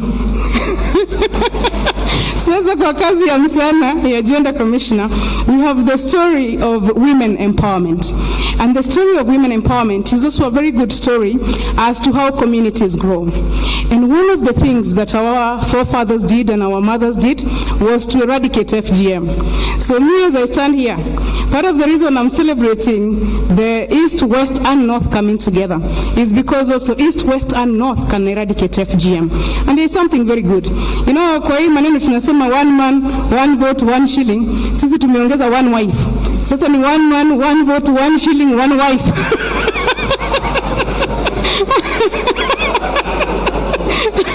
Lakini kabla tuende kwa one wife, kabla tuende kwa one wife, tumalize FGM. Kabla tufike huko mbali, tumalize FGM. We eradicate FGM so that our girls can go to the same levels of education as our boys, so that when we have a conversation on a strong mountain, it's a conversation of men and women. Men and women from East, West, and North. And some of those practices like FGM, when they are eradicated, then the women can be equal to the men, and that's what we are praying for. I want to end with a story. And the story is the Game of Thrones. The Game of Thrones is a game of leadership, like what we have with the presidency. Game of Thrones. We protect the throne, we protect the presidency. In the Game of Thrones, it is the North, the communities in the North. And the communities in the North in the Game of Thrones have a saying that winter is coming. And if winter is coming, you prepare for the winter. So the communities in the North have very handsome kings. Just like our northern communities, our men, najua hata hamtafurahi sana, lakini handsome men are really in the North. So now, the handsome kings of the North, it is time to protect the throne. It is time to protect the presidency. And just like in the Game of Thrones, where the presidency is protected by the communities in the North, even our presidency here will be protected by the kings of the North. King Ukur, King Kainan, and all of the kings of the North. And we from the East and the West are happy to join the kings of the North in protecting the presidency and forging a united front. I was saying as a technical committee, because I led that technical committee that put together this meeting, is that we are stronger together. We are stronger together. Please say with me, we are stronger together. We are stronger together. We are stronger together.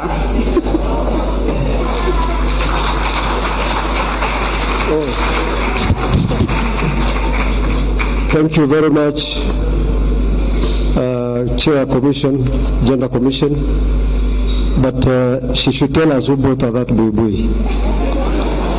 I would like to invite Senator Duno, Senator Farahia, Fatuma Gedi, Mama Sophia, Naisula, Mama Nishomo. We want to do a small ceremony here, and with their permission, Rueda, yeah, I've said Rueda.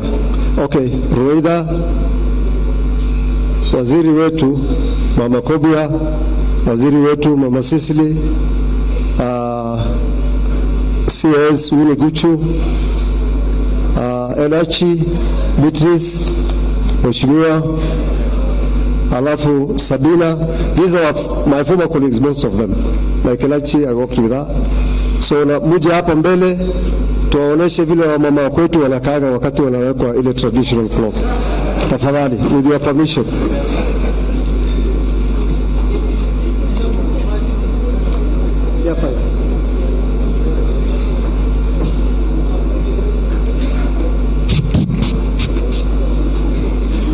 Those clothes are very special.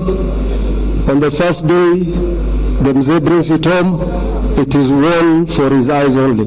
So whenever you remove, jioni funga wakati unafika nyumbani kwako.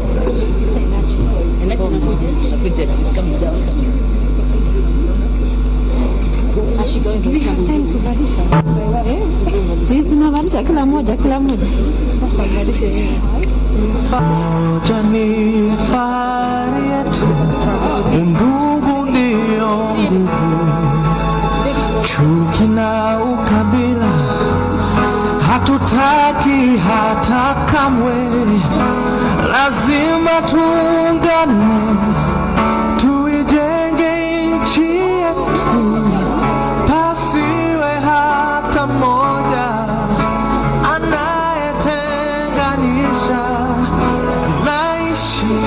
Natumaini najitolea daima Kenya, hakika ya bendera ni uthabiti.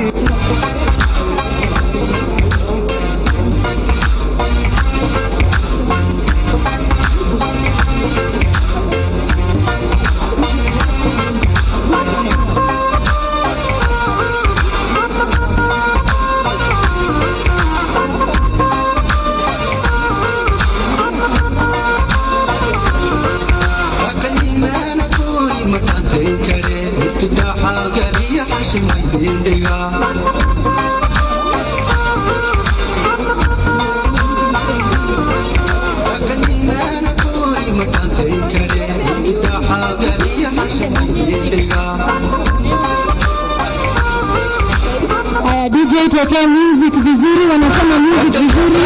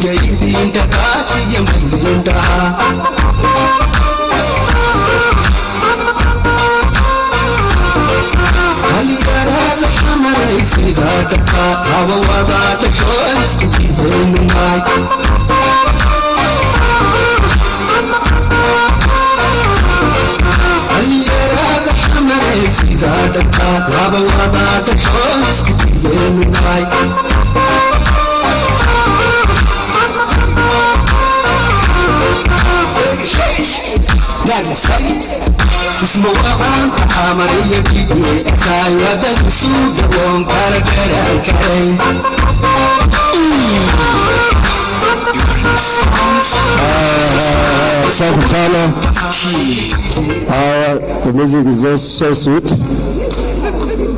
Mama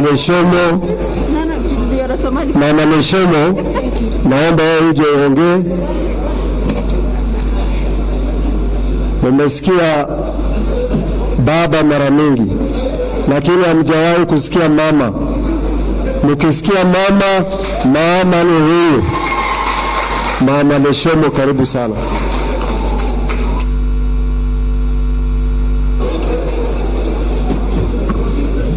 Asante sana leaders wote wale wako hapo, hamjambo? Hebu tusalimiane tafadhali kwa jina la Mwenyezi Mungu, kwa sababu tuko hapa kwa sababu ya Mwenyezi Mungu. Yangu ni machache na ningependa tu kusema katika hii chama yetu naitwa Upya. Ukiwa unasaa mtoto, si unajua unakuwa namna gani? Unaona nini? Unaona mtoto mpya na umefurahia. Nataka tukuambia leaders wetu wa Mount Kenya, tuko na chairman na tunamjua sana. Chairman wetu amekuwa Samburu kwa muda mrefu wa Mount Kenya. Tuko na Bishop Lawi, tuko na Bishop Njenga. Nikisema hawa mabishop, mnajua tulikuwa tumezunguka Kenya mzima kwa sababu ya BBI na hawa mabishop. Nataka tu kusema hivi, ukijenga nyumba alafu ubomoe, itakuwa umesaidia ama utakuwa umeharibu? Sitakuwa umeharibu. Maneno yangu ni moja tu, ni kuambia leaders of Mount Kenya, mumejenga Kenya tangu ipatikane, msibomoe. Msibomoe, kwa sababu ile mnaelekea mnabomoa, na Wakenya wote wanaangalia nyinyi. Tushikilie President Uhuru Muigai Kenyatta. Mnajua President Uhuru sisi tunampenda kama vile unapenda roho yako. Tunampenda sana. Ni mtoto amepatikana kwetu, na vile kazi amefanya miaka 10. Kama hatuwezi uona na unasikisa peke yake na una macho, utataka nini ingine tena? Angalieni hiyo maendeleo yote ili hatujawahi kuona. Barabara ya ghorofa ndio hiyo inapita Nairobi, unaongoja nini tena? Maji sisi tumepata, lami tumeona, ili hatujaona miaka 50. Kutoka watu wote anatikanya wapi, watu wa jua kali kama sisi wote ule mnaona hapa. Tuchaona lami akati ya Kibaki na President Uhuru. Mbeleni hatujaona. Tuchaona maji sasa, madamu ndio tunawekea 100 na 100. 1000. Ukiona hii ofisi ya CS wetu ya Tani, sisi hatukukuwa tunajua milango ya hii ofisi. Leo tunajua. Tunajua leo mlango. Hakika mbele ya Mwenyezi Mungu mimi sikuwa najua napita wapi, lakini juzi nilijua. Kwa hivyo hiyo ni mafuno yetu ya President Uhuru. Hivyo sisi tunalia kama mwambii ukweli. Wapi chair? Sisi tunalia tukiangalia milima inabomoka na hatujawahi kuona kile imeonekana kwa sasa. Endeni mtengeneze milima, sisi Upya tutakuwa nyuma yenu kufa na kupona. Kufa na kupona. Aturudi rivers, na sisi si watu wa kununuliwa na shilingi 5. Tumesema 1 kilometer 1 shilling. Twendeni pamoja. Ni nini ingine tunangoja? Sisi tuko tayari. 1 kilometer 1 shilling. Sisi tuko na harti, muko na mali. Vile imesemekana hapa, tuchikane pamoja. Tusijiibishe President Uhuru akiwa ametuongoza. Handshake. Handshake ya mzee Raila. Hakika tukiwa sisi wanasiasa, jaribu angalia handshake ya Raila ilikujaje na President Uhuru. Nani anaweza jua? Hatungekuwa hivi kama hiyo handshake haingekuja. Hatungekuwa hivi. Lakini President Uhuru ameleta handshake ya kuweka Kenya pamoja. Tusiibishe. Sisi wengine wote tunashikilia hiyo handshake, aturudi rivers. Tuko nyuma ya President Uhuru mpaka dakika ya mwisho. Milima, endeni mkae chini, murudishe umoja wa Kenya. Asanteni, niko na nyinyi.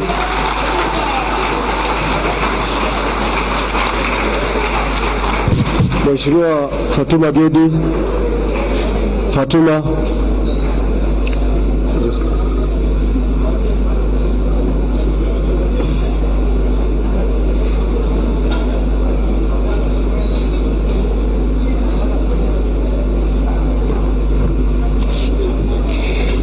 Hai, habari zenu? Tusalimiane kwa mikono hata kama mmeshiba sana. Kwa majina naitwa Fatuma Gedi. First representing the women of the North. and I'm also the chair for the 47 women reps. On behalf of the women, nataka kushukuru sana NKF and GCE kwa kutupatia chakula tamu sana, kutukaribisha, kuungana na ndugu zetu na madada zetu kutoka the mountain. Kwa hayo nasema asante sana. Kwa kifupi tu, why we are here is we want to start a new conversation, the conversation of unity, peace and security, and for us to have good working relationship going forward. Mama Lishoma amesema tu, ni ukweli handshake imeleta mabadiliko, imeleta amani. Wakati nyinyi mnaadhirika huko, nyinyi ni wanabiashara, watu wa Mount Kenya. Pia sisi ni watu wa mabiashara. Wakati tulipata shida sana, biashara zenu zilienda chini. Hata sisi. Nyanya na viazi zile zinatoka kwenu zinapitia tu kwa barabara zikifika kwetu. Kwa hivyo ile amani handshake imeleta, sisi kama wamama ndio tumefaidika sana. Because wale wamekufa sana, those who have been killed in 2017, these are women and children. So as women we said, enough is enough. We don't want to go back. We want peace. And how do we want peace? Peace through the partnership that we've started today. I want to thank His Excellency the President. Today, kijana yetu ndio ametuleta sisi wote pamoja. Kitambo kuna watu walikuwa wanasema sisi, watu ya Northern Region ni tangatanga. Lakini tulikuwa tunasema sisi hatujui maneno ya kutangatanga. Lakini tunashukuru Mheshimiwa Rais. Wakati alimpatia waziri wetu, alimpatia Cabinet Secretary ya Finance, alionekana kurudisha mkono. Na amerudisha mkono vipi? Amerudisha mkono kuleta watu wake wote pamoja na wakuwe pamoja. Na ile umoja leo mmeona hapa ni kupitia kwake. Na tunashukuru sana waziri, tunakushukuru. We're really proud of you. Kama sio wewe hatungekuja pamoja. And that is leadership. A leader is the one who can lead his people and shows direction. And we thank you for showing us the direction. As a woman, I just want to talk to the Mount Kenya fraternity. Let's support each other to empower women. Kwa hii nyumba from the mountain, we only have 2 women. Senator Dulo and Sophia. Kama mnaweza simama tu muonekane. We only have 2 of them elected as a senator and a member of parliament from our region. It has never been heard. Wamefungulia wamama wengi barabara. Na hata kwenu kuna wabunge wengi wa mama mnachagua na gavana moja. Ningewaomba sana, kama leo sasa tumekuja pamoja ndio tuanze hii safari. Tushikilie wamama. Wamama wachaguliwe. Wamama wachaguliwe kama magavana. Naona kuna wamama wengi hapa wanataka gavana, kama Maito yuko hapo pale. My sister here and many of you. We also have many other women. Let us support. Tushikilie wamama mkono. Pia hao wakuwe kwa decision table. My sister Nyokabi said something about 1 man, 1 shilling, 1 wife. Me, I want to introduce and invite you so that you can learn from the brothers and sisters from the northern. We want to liberate the people of the mountain and marry more than 2 wives or 3 or 4. Yes, we want to teach you, we want to liberate you from wacheni mambo ya mama moja, tumoe wawili, watatu, wanne, so that tujaze population na tushikane pamoja tuunde serikali. Ya mwisho kabisa, najua kuna wamama wengi wanashangaa, lakini baba zetu hapa, you know, it's about learning from each other. So part of learning, muwafunze ile tricks wanafanyanga huko kubembeleza mama ndo wengine. Pia nyinyi sasa mfanye hivyo, and I'm really happy to be here. I'm looking forward to host you in our region so that muone pia chakula zile tunapika. Culture yetu iko aje. Part of the culture is marriage, there's others. But before I leave, I just want to say something very important. And I want to talk to the Chair Munga and Vice Chair Titus. I remember last year we were here for mediation talks on the issues of Kirinyaga. And I'm happy and privileged to be part of that team, together with my sister Sabina and Yokabi and many others. And I remember Uncle Munga, I call you Uncle Munga, and Uncle George, there's something I asked you. And today is a dream come true for me. I'm really happy. I asked you, when I listened to the dispute mechanism resolutions that you people undertake, and also listened to your structures, the GC structures, the Mount Kenya structures, I was really admired. And I asked you, this one in huko kwetu we have it, but it's not really structured and respected so much because of many politics. So I asked you, can we have an exchange learning, you remember, between our elders and your elders, so that they can also learn, so that even us from the people of Mountain, we have a proper structure like yours. And you said, okay, let's plan. So today it has come true, courtesy of my brother, the CS. CS, I want to thank you so much, because I told this, I think last year, and today it has happened. So Mungu awabariki, sisi wote tuko pamoja, ile safari tunaenda ni ile Mheshimiwa Rais anaenda, na kwa hakika hakuna mtu anataka kuingia kwa mkono mbaya. We don't want to go back. We don't want to lose what we have gained. We don't really want person who will mortgage this country. So tushikane mkono. Asanteni sana na karibuni Northern Kenya.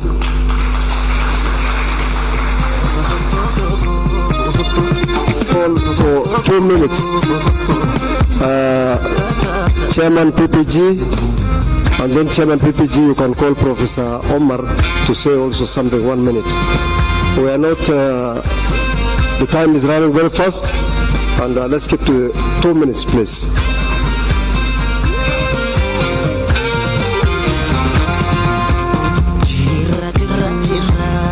Asante sana. Nashukuru sana wale wote wako hapa, viongozi wetu na pia wasee wetu.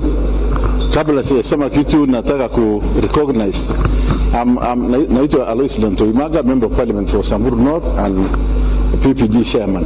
I want to, and I have my officials here, please, Mheshimiwa Bashir is my Vice Chair, Dr. Omar is my treasurer in our caucus, Council Parliamentary Group. So I think we are in order, and I want to say that nashukuru sana CS. Tumetoka mahali mrefu sana, tumetoka mbali tukiwa wafugaji. Tumeanza karibu mwezi 3 ama mwaka moja under the chairmanship of Okuru, and I want to thank tunataka kushukuru sana President kwa kutupatia nafasi katika treasury. Kama vile wenzangu wamesema, si rahisi sisi kuwa huko, kama si His Excellency the President hatungeweza kufika hapo, na amerecognize, na hii mambo ya kuwa pamoja kama wafugaji imekuwa very elusive, lakini kwa sababu ya ndugu yetu na hiyo nafasi ambaye ako nayo huko na governance wetu, tumefika mahali tumefika. Na sisi tunakuanga kidogo slow, especially leaders from Northern Kenya. We watch and see. Actually, we do a lot of rec before we come in, and we took some time to see that to come where we are. And I think we are now of age. Tumefika mahali tunahitaji kufika. Tunataka ku support president kabisa kwa yale ambayo anataka kufanya ili tufike mbele. Na I want also to mention about Governor Nyandarua, Governor Kimemia, who is my mentor. Some of us who work in the civil service cannot go wrong. We know what government is, and sometimes we cannot just go a wrong direction. We know that this team which is here is the one to determine the direction of this country, and that's why sisi wafugaji tumesema tuko hapo kabisa, tuko hapo kwa sababu tunajua hapo ndio serikali itakuwa. Basi tunaomba basi nyinyi wenzetu kutoka Mount Kenya, sisi tumekuwa periphery kwa muda mrefu.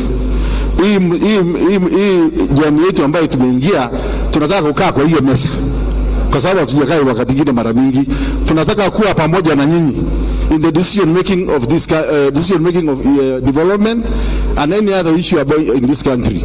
First of all, for us who are from Samburu, because I have a very big delegation from Samburu here, President Kenyatta mwenyewe baba yake alikuwa jail huko, alikuwa jail Maralal 1960. Kutoka hapo ndio akuja kuchukua uongozi wa hii Kenya, na tuna wasee ambayo watoto wao wako hapa ambayo walisaidia mzee Kenyatta kuletea maziwa, kuletea nyama, mzee kama Lekalja. Hata sisi wenyewe tulipigania uhuru wakati kuna mzee mmoja yetu alipotea anaitwa Leaduma, hawajaonekana mpaka sasa. Mara mingi mtu akiwa na makosa tunaambia utapelekwa mahali Leaduma alipelekwa. He just disappeared. And Leaduma was like a seer. So the British government iliona kama huyu ndio anaelekeza Wasamburu mahali mbaya, kwa hivyo akachukua yeye na kupotea. Na vile aliwekwa ndani ya Lake Victoria, hatukuona maiti yake mpaka sasa. Kwa hivyo sisi tuko kabisa katikati yenu, hasa kwa business. And in fact in my civil service years, I worked in Turkana, mahali naitwa Kakuma. And one day, I think in 1988, there was a lot of war between the Ethiopians and Sudanese and Turkanas, Dongiro. So there was only Turkana, a few Turkanas, and the rest are just military, JSO, ASTU, police. One day, a young man, a Kikuyu young man, 1990, came to go to Kibish. That's a Kibish. Imagine one single person just going there, and there are nobody else. Only there are more than 100 policemen. Lakini unakuta Mkikuyu mmoja kijana, he died to go to Kibish. What was he doing? Alikuwa anaenda kufungua business. Tukauliza unaenda wapi? Sasa najua hapa hakuna kiosk na hakuna duka. Washeni mimi nifungue duka bana. Hakuna watu zakula nini? And he died there, and he went there and he did it well. So I want to appeal to you that we are partners.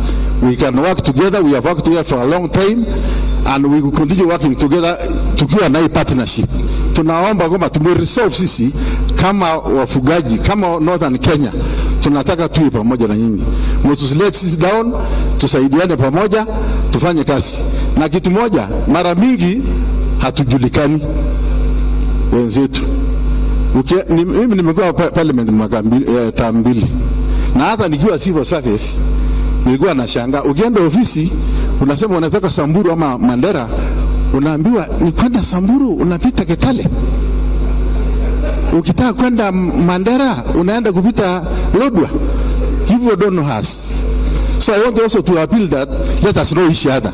By partnering, by working together, we will know Kenya more than any other person. And there are many, the way the CS has said. I don't want to repeat all. He has said everything actually. What he said is what we would have all of us said. So I want us to please let us know each other. Let explore there more. Mwende huko kabisa muone hiyo nchi. That is where Kenya is now. Hii area yenu yote imekuwa saturated. Huko ndio Kenya. Apart from that, remember we border Sudan, we border Ethiopia, we border Somalia. Any kind of infection that come to this country, and it can be likely from that area because it is arid, the terrain is bad, it's mistuni, imesauliwa. That is why the enemy can come through. So we need to support each other to protect our country, because that's where the problem is. And we want you to back us because we are patriotic. Na sisi hatutafuti president, sisi tunataka kuangalia nyinyi tu na kusupport nyinyi ili tuwe pamoja. Mara mingi nyinyi ndio mnafuta president. Sisi wa Northern Kenya, sisi tunataka tu maendeleo. Na tunasema kitu moja muhimu sana ndio niketi. Hiyo mahali inatakiwa ifunguliwe. At the moment there's only one road that we can say is complete. The road from Nyeri to Moyale. The rest is not open. Hata hii ya Turkana, hii inapita Turkana si mzuri, ina yumba. Ile ya Garissa nayo si mzuri. Imefika tu Modagash. Hakuna. But the moment you open that area, you rip a lot of resources. Hii watu wote wamekuwa congested hapa na a lot of wealth, wasi ambao wameendeleo. Hii wealth yenu vingi ambao wameweka hapa, peleka huku. Tukiwa na partners pamoja, because you can make a lot of benefits if you go through that route. Mimi mara mingi yao wenzangu wanashekea hii wasichana, mbona wewe umekuja leo? Mbona most of them are doubting, are you really ready? Lakini sisi na Kibemia, you don't go to a war unless you do a wreck. You wreck. Unaangalia hata VC, you do a lot of wrecking. Hata CS, you have to wreck. Tumerek ya kutosha, tumeona hapa ndio mambo. Asante.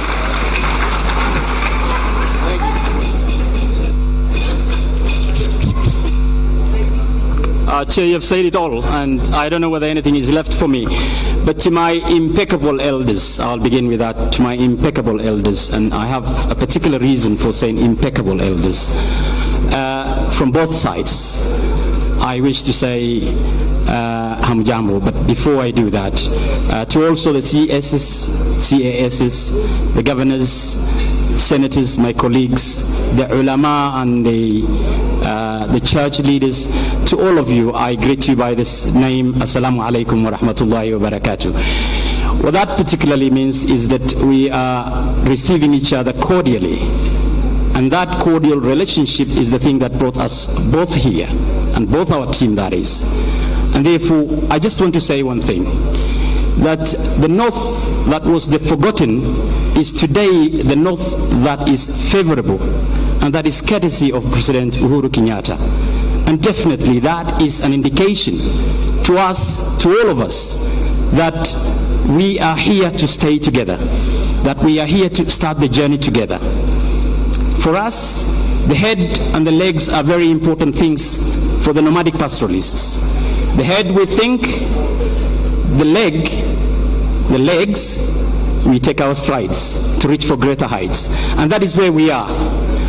But one thing I want to say, Honorable Kinjuri said, that Wambugo has said, is that you will receive us on the table, at the table, but we are saying we will receive each other at the table as equals, and we will open the door together and walk in that door together as equals, as equal partners.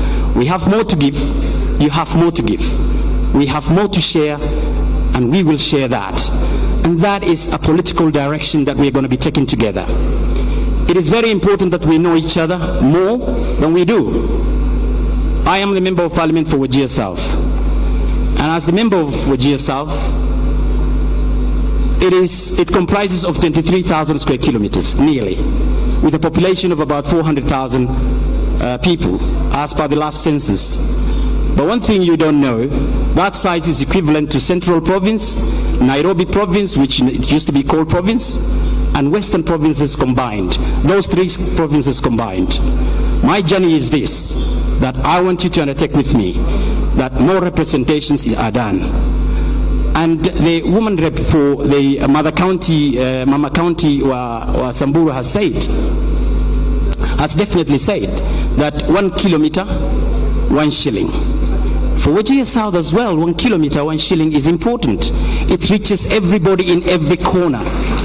And it means more to the people of Central as well. The more wealth created there, the more it comes into here. In Australia, they used to call it the boomerang factor.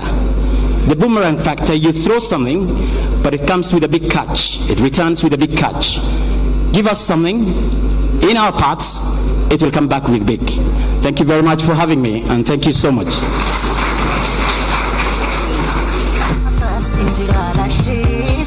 Tuwapigie makofi tena viongozi hao kwa maneno yao ya busara. Nitafanya mabadiliko kidogo kwenye ratiba yetu. Kwanza nimwalike hapa CAS Hassan Nur aongee mbele yetu kabla ya kuwaalika vijana ambao walikuwa waongee mbele yake. Baadaye au akimaliza Mheshimiwa Nur, tutamwalika hapa Commissioner Kaguthi naye aongee kuhusu mambo ya peace and security kulingana na vile anavyoyaona mambo hayo. Karibu Mheshimiwa.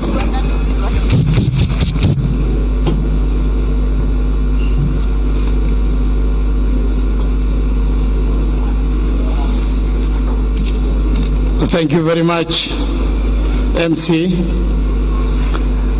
Let me take this opportunity to thank CS Ukur Yatani and the chairman of Mount Kenya Foundation for giving us this gracious opportunity to converge together and think for the future of this country.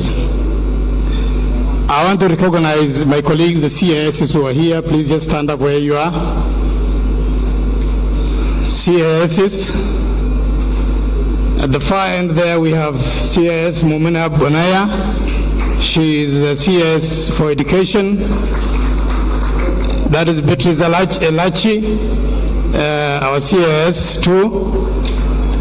That is Mheshimiwa Elmi, CAS in the environment and forestry. Next is, we haven't met. It's unfortunate. Professor Ntiba, the long-serving expert in fisheries, is also a CAS.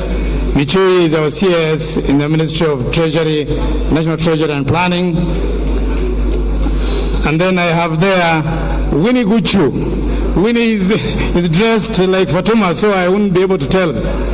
Thank you, Winnie, in OP. And then finally, our former governor, our former ambassador, our former DC, the current CAS in the Ministry of Office of the President, Ministry of Interior. Please sit down. Thank you very much. Distinguished delegates, ladies and gentlemen, we are gathered here today for a very important event, an event that brings together the mountain and northern part of Kenya. This idea has been on the table, and I want to thank again CS Treasury for having come a long way. For the last 2.5 years, he's been with us thinking about this great day to come. The northern part of this country is 70% of the land size of Kenya. If I may put it slightly smaller, the county of Mandera is equivalent in size to the Republic of Rwanda. The county of Wajir is 3 times the size of Rwanda. The county of Turkana equally, and Marsabit are 3 times the size of Rwanda. This great region has a population of nearly over 6-point-something million people. The population is over 6 million as of today. But it is also the home to one of the greatest potential in terms of minerals in this country. Unfortunately, from Kapenguria, the conflict that is in this region is second to none. The theme of my speech is going to be on peace and security. And my senior, Kaguthi, will equally talk about it. But my focus of peace and security will be in the northern part of the country. The counties that are here today have serious challenges. From Kapenguria to Nadapal, we are dealing with cattle rustling, traditional cattle rustling across the border between the Pokots and the Turkanas and the Karamajongs, which has been there for ages. That has reduced development to nearly zero. From Lokichogio all the way to the shores of Lake Turkana, we have conflict that is between communities that are living across the lake and southern Sudan. It is a serious challenge. From the shores of Lake Turkana to Marsabit and Moyale, we have traditional clan conflicts that have been there and has reduced development to nearly nil over the years. From Moyale to Mandera, and from Mandera to Kiunga, we have problems of international terrorism that has been occasioned by the instability and lack of proper state across the border in Somalia. This has been our challenge. This frontier is the frontier that is actually the watchman of the Republic of Kenya to the north. We are the custodian of the border controls. We are the people who are protecting the borders of this country. Unfortunately, it's costed us our entire development for the last 60 and 70 years. I am the Deputy Minister in the Ministry of Education. This conflict has costed us heavily. If I take the effect of this conflict on education, our level of illiteracy in Turkana is 82%. 82%. Wajir is 76%. Garissa is 74%. Mandera is 70%. And Marsabit is 68%. This is 70% of the landmass of this country. On average, their level of illiteracy is 72%. This is the greatest challenge that we have in this country. A little bit about near home in Northeastern, the situation is so grave. In Wajir, we have 96 primary schools with only one teacher. 96 primary schools with one teacher only. Each school, one teacher, 96 of them. Out of them, 10 of them are from standard 1 to class 8, which means they have candidates sitting for KCPE. In Mandera, the county I come from, and where I intend to run for a governor, 116 schools have only one teacher. In Wajir, we have 5 secondary schools with only one teacher each. In Garissa, we have 118 schools with one teacher only each. We have 3 secondary schools with one teacher only each. And we have, these are the challenges we face. But these challenges can only be faced, and we can only resolve these challenges if we unite together as a country and sit down and start a national dialogue. It can be done. And this is the beginning of this dialogue, which will bring a solution to the problem that is facing these counties to the north. The future of this country is in the north. We have abundant resources. We have wind power. We have minerals. All this can only be tapped if we have proper road network. And we are very glad to His Excellency the President for spearheading the road constructions in this region, that we are now seeing that there is hope within our lifetime to see roads to this part of the country. Despite against all these challenges, we share entrepreneurship skills. We have entrepreneurship skills, and I want Chairman Munga to listen to this. We have the skills that are of entrepreneurial in nature. These skills of entrepreneurship is premised on trust and honesty. You have the resources, you have the resilience, you have the entrepreneurial skills, but we have the honesty and trust skills that we want to impart to the people of Mount Kenya. And therefore, if you find somebody from the northern part of this country who has defaulted on his loans, know that he's going to repay his loans. We are an oral society. You have the perseverance and the patience that is second to none. Even in 2008, when the community was pushed to the brink of it, you managed to resist the temptation to retaliate. And for that, we offer you high gratitude for holding this country together. I was at the epicenter of it. I was the PC Rift Valley. I saw it. And that is why today I need to be on the table that is going to decide who becomes the next president of this country. Because I know it all and I have seen it. Guide our president properly. Let him make the right choice for us. We owe it to you. We owe it to the mountain to give proper guidance to His Excellency President Uhuru Kenyatta so that he is able to direct for us the best way to go. We have never been in the opposition. We were only in the opposition once, and that is 2002 when we supported His Excellency the President Uhuru Kenyatta. We are not going to the opposition. We will go where the President is, because we know that's where the best choice is going to be there for us. Thank you very much. Tumpigieni makofi. Kabla ya kumwalika karibia Commissioner Kagudi. Kwa sasa nataka kutangaza kwamba Bonaya Katelo Sarboba umepoteza mkoba wako. Sijui kama unaitwa mkoba huu, unione nitakupatia.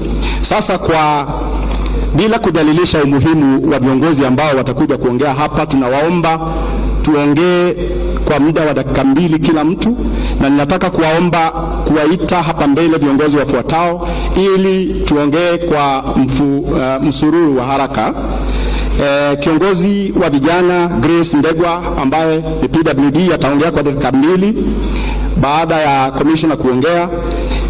CEO wa Kenya Investment Authority Moses Ikara daktari ataongea kwa dakika 3 na nyuma yake ataongea patron wa Kikuyu Elders Benson Kinywa. Kwa sasa na baada ya patron wa Mount Kenya Elders, hapo kwa karibu nyuma yake Senator wa Youth Ngugi IG, ukaribie 2 minutes each tafadhalini.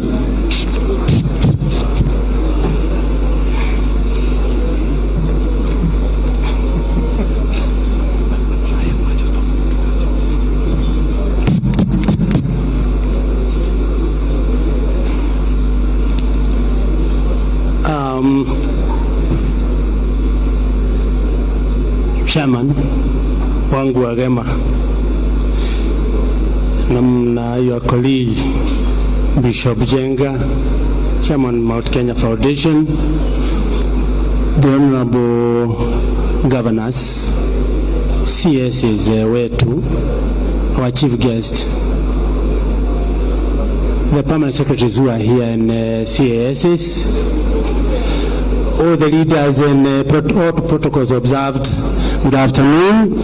I have been caveated a bit to take a shorter time than I had anticipated, and I will attempt to comply. We have 2 blocks here, the Upya block and the Mount Kenya Development block. I am a bureaucrat, a public servant. I have not moved from there. And therefore what I'm going to say is what I would say even if I was in active service. There is one principle when it comes to matters of peace and security and development. If there is anything that you pick from me, is this: development supports peace and security, just like security supports development. If we can achieve that, we reduce virtually all insecurity and the development takes over. So it is therefore extremely important for us to appreciate the kind of effort made by the current government. The current government, when you reflect, as you are campaigning in 2013, 2017, early alone the campaign was sisi watu wa pahali ambapo ni marginalized, hata kilomita 1 ya rami hatuyoni, si ni kweli? But for now you start getting an opening everywhere. we are particularly happy, we who have served in this particular service, when I remember that from around the time we had a lot of upheavals, sending messages even to Garissa, to Mandera, was quite a problem. Today, I am able to tell you, you can take breakfast in Thika, take lunch in Garissa, and take dinner in Lamu. You get, and you know, it's important for us to appreciate that work which has been done. That the Witu Mkoa Road, it's taking such a short time to shoot. It is extremely important for us to appreciate that the contract for Hidi Magogoni in Lamu kupitia kuelekea Ijara is almost there, isn't it? And from Ijara is shooting towards Garissa and shooting to Isiolo. Earlier on, we classified this country in terms of allowances for civil servants. There are some areas which former Governor Tana River knows that we could sometimes not allow an officer to remain in that division for more than 2 years, civil elder. Not more than 2 years, because I enter mad. This time, the greens from Meru are eaten in Moyale in the same afternoon. So let's appreciate that development will open and it will reduce security. And if you pick that, it will be very good. When it comes to the lower levels, at the community level,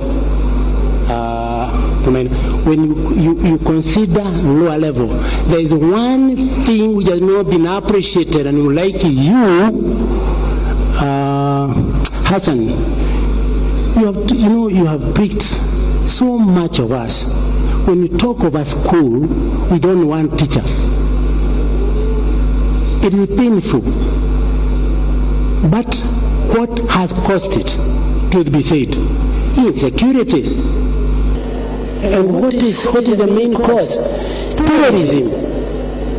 May I challenge you directly that if you follow the tenets of Nibakumi, the teachers from all over will start being posted there.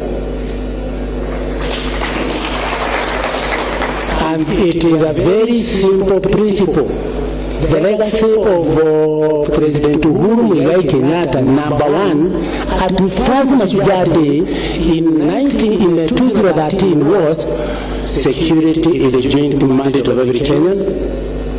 The first test is vigilance. Could you know one another? So that it is wrong for somebody to come and stay in your place and start injuring others. If we decided, Upya, that nobody will come and interfere with us through where we are. You get your imams, they are appointed, they are ordained, wote wawe huko Bwana Kuti, honestly, hawatapita. Na kama wakipita, that radicalization will not be granted. So if you want to get those teachers, please let us speak on Nyumbakumi, those clusters. I would love to encourage all the imams be put through a training program because of the influence they have across. There are two risks that I want to mention because I'm not allowed to talk for long. In Nyumbakumi, you know, sijui kama unajua hiyo principle. Principle 1 mantra ni nini? Ukiona sema, ukisikia sema, ukishuku sema. Those are the three, And the minute we get to that, usalama, it just shoots. Macho yako, and that is the legacy the president, you will always remember, he devolved security to that level. But the two risks that you have for now, Waziri, you know, you have driven the country to another level of thinking. That speech of yours, you've given very firm direction of what things are likely to be. Unfortunately, there are two risks that I want to mention to you. The first risk you all need to have, because you are communicators quite a lot on ICT, it is disinformation through the media, and in particular the social media. Please, leaders, elders, wazee, when you get a circulation which is opposite of your interest, quickly stop transmitting it to any other person. Check, give somebody who can test it quickly, and if it is fake, say it is fake. Let's demoralize them. It is a very big risk. The other risk, you have handled it, and I'm happy. I don't want to continue more than that, because he's on me very, very, very strongly, and that is the choice you make. The choice you make. Can you allow me 1 minute to address a community called the Agikoyo? They have been accused here. Half a minute. And you allow me to talk to them in that language. Niongee na hiyo. Mugikoyo nurathitangwo muthuri ugwitwo Imana Ichang ni muthuri thiini wa North Western corner wa Pokot na Uganda na Karamojang kuria guothe nginya andu a Sudan. Ni muthuri mutegitio muno, muhemugitio muno, arahurire thimu, arajuria PC niki mwarekereria atumia anyu na ciana marume muthamaki uria twendete. Twaigua ni aninga niki giatuma anake anyu mathie na kuma nathie. Ndiramucokeria ona niguo ngwenda gukwira uria kuhana. Anake Agikuyu ti nding'oing'o, uria nding'oing'o ngithukia muti uguo ithiaga ikora. Anake Agikuyu marikia kuria ciaku mathiaga magaikara hau magatua cira. Tu atumia aria marumaga muthamaki, atumia marumaga muthamaki wina muthiji, etikia kana urege mutumia ucio ndetagwo ndangĩtĩka ngatha ari rĩtwa rĩetagwo, na ciana ciake cia airĩtu itikaga hau hake, tondũ ũrĩa ehahana nĩ wa kũhũrithania. Thank you. Tumpigie makofi Commissioner Kabudi. Before I invite the youth speaker, I want to recognize the presence in our midst of Ambassador Francis Muraura, and I will kindly request Ambassador to come here only to say hello to your people, and then we will invite the youth speaker after that.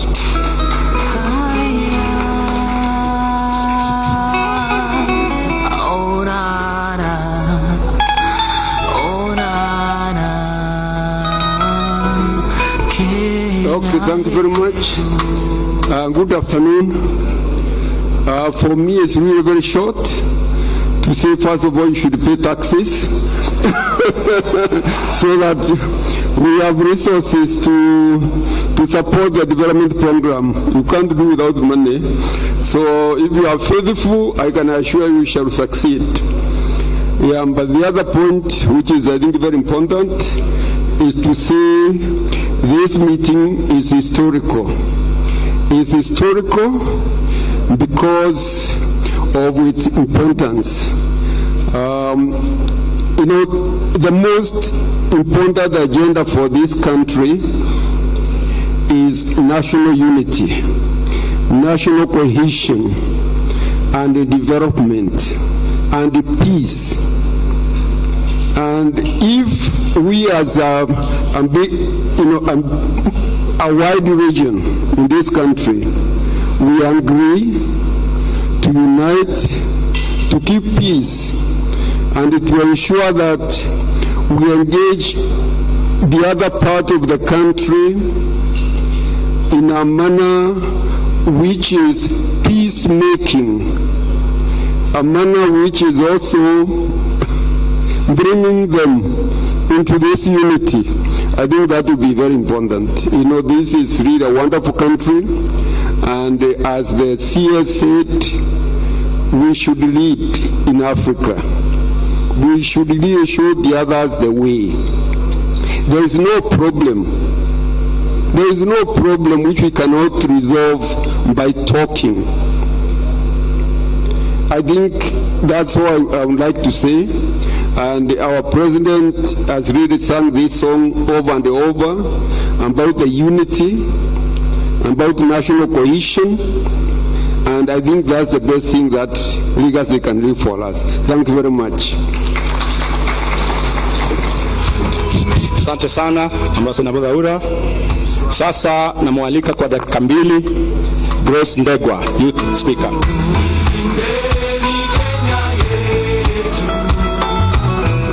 After her, please, the next youth leader for 2 minutes is Fatma Bwana. Karibia.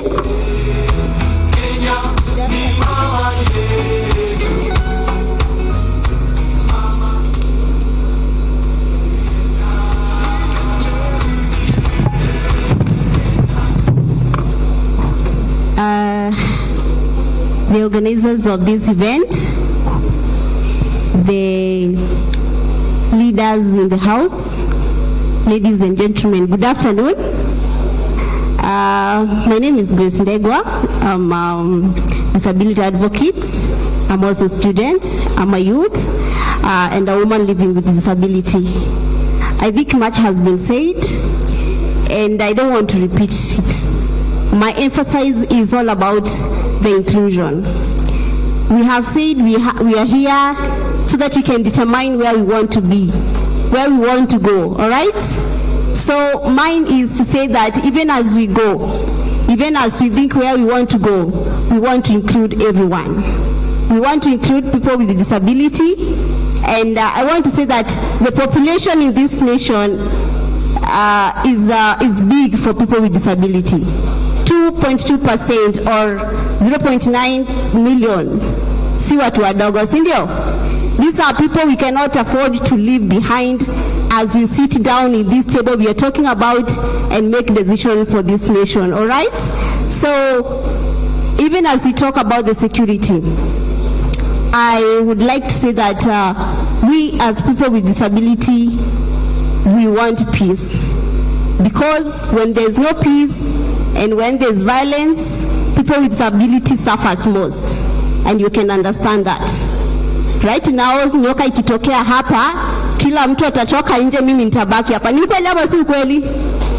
In the house, ni kweli ama si kweli? Nyoka ikitokea hapa, utakumbuka Grace hata kimbia. Everybody will run. And that's why we are saying as a people with disability that peace is very important to us.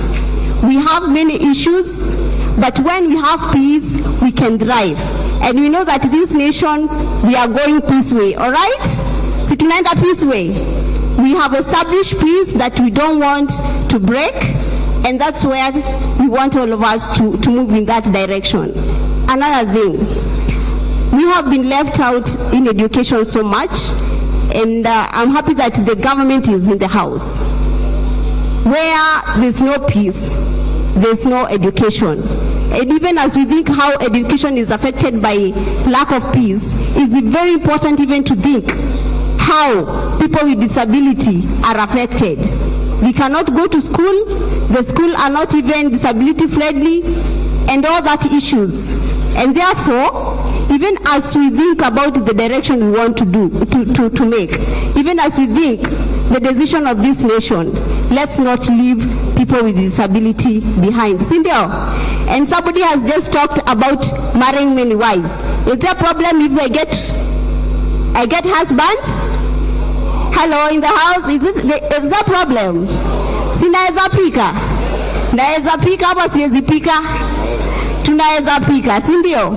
And therefore, what other people can do, we can do. Only we can do it in a different way. Some people have just used the stairs. I had to use the ramp. That means I'm here, but I have used the different direction.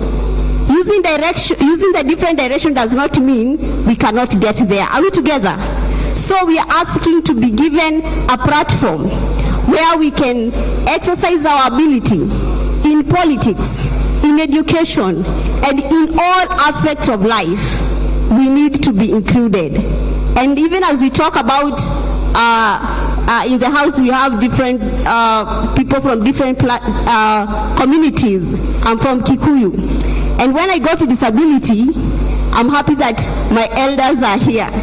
When I got to disability, my dad said, hii ulemavu, kwetu hatuna ulemavu. Kwa hivyo hii ulemavu umeletwa na kurogwa.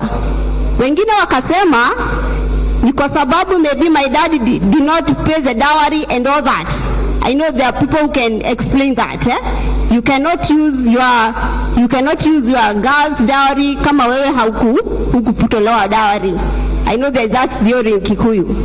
But these are just things, maybe they exist.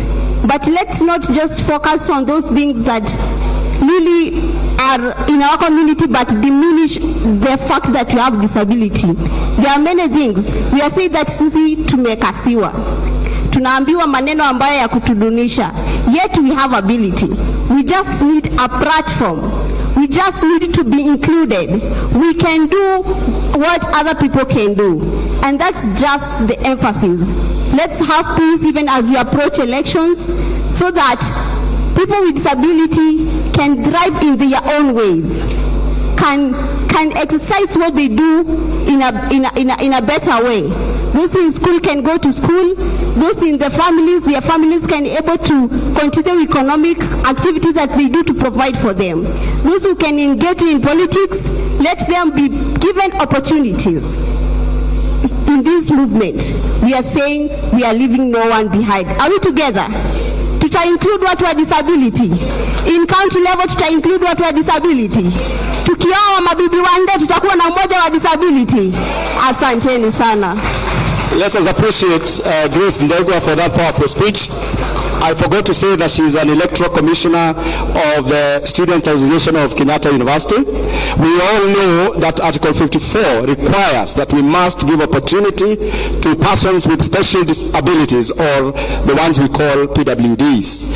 I am now inviting the next youth speaker, Fatma. Karibu.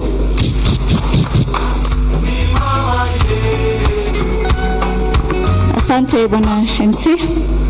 The Upya leadership, Mount Kenya leadership, CS, CAS, governors, MPs, senators, MCAs na leadership zote zilizoko hapa, good evening. Kwa majina naitwa Fatma Shebwana, MCA Lamu County,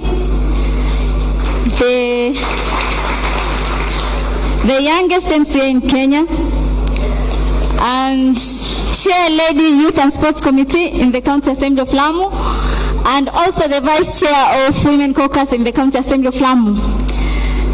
Mimi hapa mwanzo namshukuru Mwenyezi Mungu kwa kutufikisha sote hapa na kutukutanisha kwa amani. Pili, namshukuru Rais wetu Mheshimiwa Uhuru Kenyatta kwa amani anayoendeleza katika nchi yetu ya Kenya. Ingekuwa si yeye, sisi tusingeweza kufika hapa, tukizingatia sisi wengine tumetoka counties kama Lamu vile. Nikisema Lamu kila mtu yaelewa. Kama hakuna amani tusingeweza kutoka kule kufika hapa.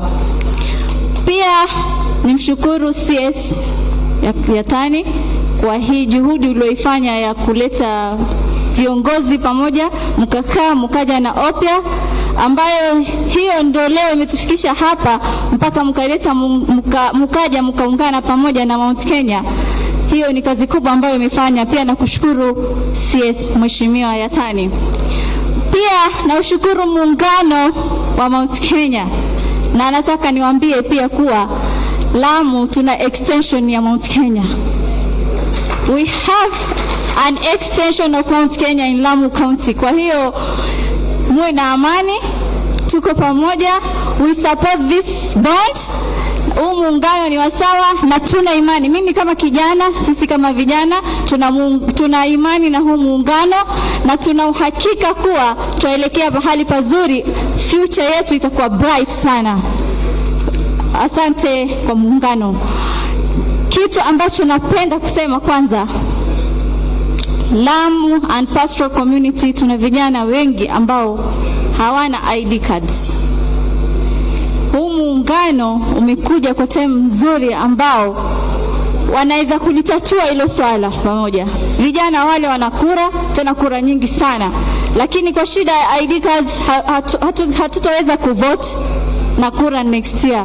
Kwa hiyo naiomba muungano miwili hii iliyoko hapa ifanyie kazi swala la IDs kwa vijana wa pastoral communities. Pia Lamu ukisema pastoralist ama ukisema pastoralism, hutoacha kusema fishing. Ni economic activity kubwa sana ambayo watu wa Lamu wanaitegemea, na kwa sasa kuna mzozano mwingi ambao unaendelea kwa fishermen wa Lamu County, ambao kwa sasa wengine wako majumbani, wengine hawana kazi za kufanya kwa mzozo ulioko. Huu muungano ulokuja pamoja una uwezo wa kutatua hilo swala ambalo liko pale, likishirikiana pamoja na wabunge na sisi watu wa Lamu kwa pamoja. Kwa hiyo msisahau fishermen walioko Lamu County. Bwana CS asubuhi ilipokuwa wazungumza kuhusu kuwa president umetenga pesa fulani ya pastoralism ambayo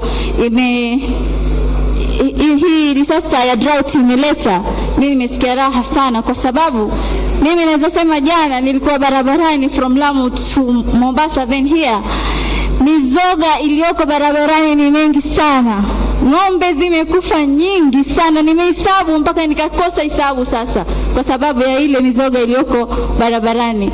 Kwa hiyo nimefurahi kusikia kuwa rais wetu pamoja na viongozi walioko kule juu wamezingatia swala hilo na pesa nyingi imetengwa kwa ajili ya kutatua swala hilo. Inshallah litatatuka. Nikimalizia nasema Mheshimiwa Uhuru ni mtu yatupenda sana, hasa sisi watu wa Lamu, kwa sababu tumeona maendeleo yake. Mimi nimezaliwa miaka 20 mpaka nimefika miaka 20, sikuwahi kuona lami katika barabara yetu ya lami. Lakini Mheshimiwa Uhuru Kenyatta ametuletea lami from Mokoe Lamu mpaka Mombasa mpaka Garsen ambayo ilikuwa hakuna. Ndio maana mimi jana nimeweza kutoka Lamu mpaka nikafika Nairobi. Ilikuwa haiwezekani kabisa hiko. Kwa hiyo tumshukuru sana Mheshimiwa Uhuru Kenyatta.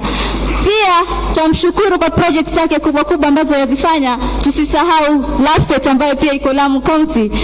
Vijana na imani kazi zitatoka nyingi na vijana watapata maisha yao inshallah. Huu wote ni uongozi wa Uhuru Muigai Kenyatta mheshimiwa, na naomba nihakikishe hapa kuwa sisi vijana wa Lamu na sisi Lamu County kwa ujumla tuko na yeye kufa kupona, na tuko na yeye, tutangoja tusikie tu kauli yake ya mwisho, tutamfuata inshallah.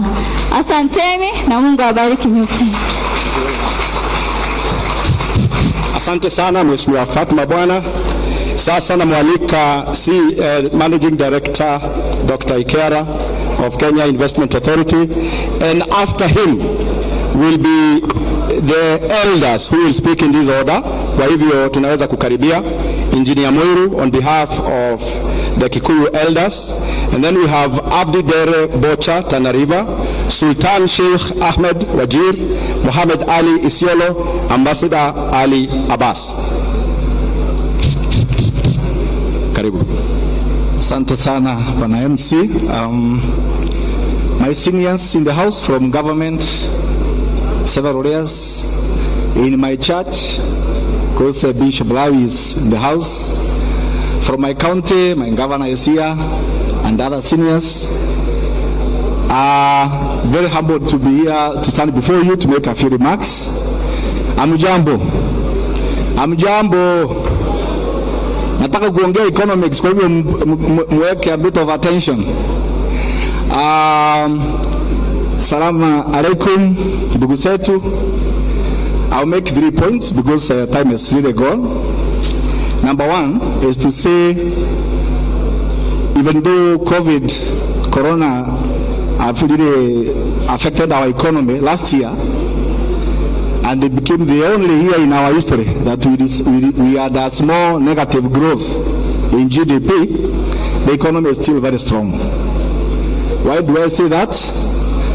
Our economy is about $102 billion in size. That is about 45% of East Africa community GDP, combined the 6 countries. But ile muhimu sana ni per capita, average Kenyan. What income do they get in a year? Around 2003, when President Kibaki was taking over, it was about $600 per person that time. I'm happy to say at the moment we have reached about 2,000. The target for Vision 2030 is to reach at least 3,000. So we are, those who think Vision 2030 is just a pipe dream, I think they need to know tumetoka $600, tumefika 2,000, and we are going to 3,000 and more. In fact, the projection for 3,000, we are not discovered oil, we are not discovered minerals. So once we explore that one, we can actually grow, we can get much bigger income. The next thing says the economy is very diversified. In the sense, kuna economies they depend on only one sector. Kama ni tourism. Ikipata homa, everybody is in trouble. Our economy is very diversified. Agriculture is about at 2% GDP.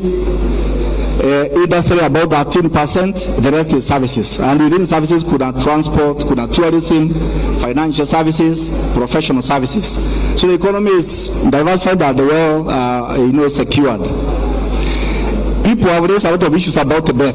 Wanasema tumekopa sana, that the debt is not good.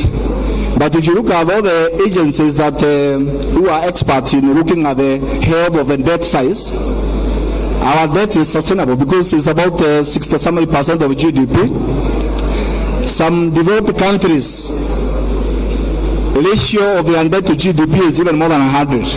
So I think so long as we are using the debt for development to strengthen the sector zetu sile tunatumia ku-export, then we are okay. So economy is okay. If you ask all the agencies that rate the economy, Fitch, Moody's and others, they all agree the economy is very stable, and that's why we get a good rating. That's the reason why investors like to come to Kenya. Let me say one other point about investment, because sometimes you read the media, you think investment is happening. But I will say foreign direct investment, if I just give one example. Around the year 2000, we were getting around $400 million inflow every year on average. 10 years later, it had reached $1 billion. So it increased by $600 million a year. By 2019, there before the corona, we had reached $1.4 billion every year on average. So I think there is progress, even though as Kenyans we are ambitious, we want more faster development. As I'm going to finish, so economy is okay. That's the message I want to say. You ask even institutions like Brookings Institution in the US, which is the best think tank in the world, they'll tell you for the last 6 years, Kenya has been number 1 in the world in financial inclusion because of mobile money. The average Kenyan can transact with the banking sector with their mobile than even America or Japan or any other country for the last 6 years. So I think we need to be able to know that there are some good stories. The second point I want to make is that these 2 blocks, Central Kenya Economic Bloc and the Upya, I knew it as a Frontier Counties Development Organization. There are some advantages that they have. Number one, the blocks are there. When you are starting something, you have to have a vehicle, a foundation to work with. So it's good that those blocks are there. La pili, the 2 groups are very entrepreneurial. They know how to do business. Even when they are sleeping, business is happening. They are very hard working. Then infrastructure has been set up to connect them. so upset, will be a game changer. The normal roads and others are going to increase the connectivity between the regions. The new port in Lamu will also really improve facilitation. You only need to see the impact of Thika Road, Thika Superhighway, within like less than 10 years to see what infrastructure can do. And then the opportunities are complementary. Huko northeastern kuna good conditions for wind, solar energy. There's a very strong beef industry and other meat industry in general. There's so much land. These 10 counties, over 50% of the land mass. And on the Mount Kenya side, the capital. I don't know if you know that in Kenya, in Africa, we are number one sources of outward FDI. More Kenyans companies are investing elsewhere in Africa than even in South Africa, which means the people have capital. So what we need to do is to make sure you open the way for Peter Munga and the others, so the people with the capital, and you make the environment, business environment good, and they can come and invest there.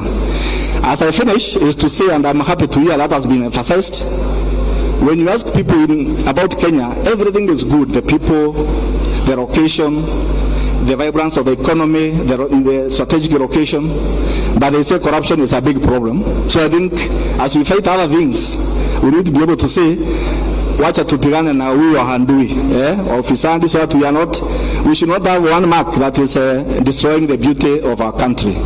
And then you say, I would like to recommend so that development at biashara is a glue that keeps people together. So if we want this unity to last, to be sustainable, we need to make sure that there's an economic and business glue to keep the two communities together. And I think they can agree to form a joint business council between Upya and Central Kenya, so they can be checking on the progress, look at which projects can be done at economies of scale. Because when you do big projects, Vision 20, that type of projects, then there will be progress. You've seen from Safaricom, you've seen from East African breweries, you've seen from several examples like tea and Otkasha. These are models we should learn from to build other value chains to be successful like that.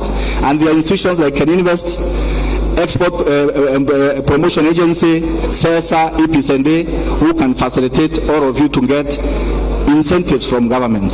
Asanteni, thank you very much. And the unity in Dumu, Asante. Let's appreciate Dr. Ikiara. Now the elders in the order I had read: Engineer Moiru, Abdidere Bocha from Tana River, Komora Yakub from Tana River, Sultan Sheikh Ahmed, Mohammed Ali, and Ambassador Ali Abbas. After the elders have spoken, we will have Senator Ngugi IG, Senator for Youth, who will speak, and then invite Governor Kimemia, who will in turn invite Governor Kiraito Murungi. Let us invite the elders. Engineer Moiro, please.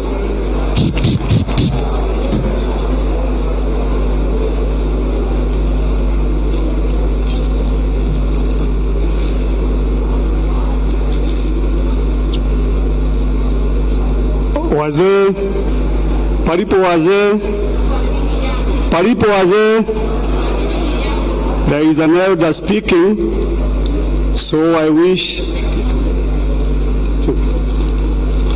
to say just a few things, kwa sababu kama wazee hatuzungumzi sana.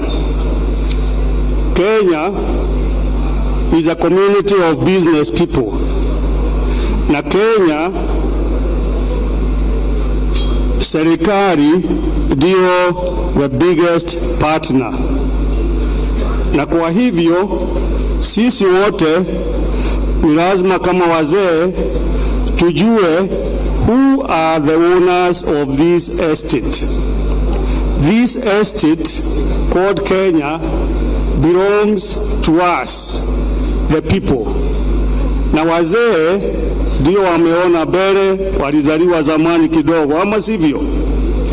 Na vile tunataka ni kuona washikadau wote wa Kenya tunaandika ama tuna employ the best administration ile itatuangalia the justice and economic progress ya hii nchi yetu. Na kama wazee tunafuata sana na tunaona lazima tukuwe na partners, or we are looking for partners who can work together. Na community hii ya Northeastern Kenya na hii ya Mount Kenya, tunaona you have about 60% of the population of Kenya. Na tukiwa watu 60% wanakubaliana, sisi wazee si lazima tufuate. Kwa hivyo we congratulate watu wa Northeastern kwa kukubaliana na sisi watu wa Mount Kenya, na tutaungana mkono tuende safari hii pamoja. Tunataka serikali ambayo itatukubalia free trade. Hivi watu wa Northeastern, mkikula mchere yetu mtatukubalia tukule nyama yenu.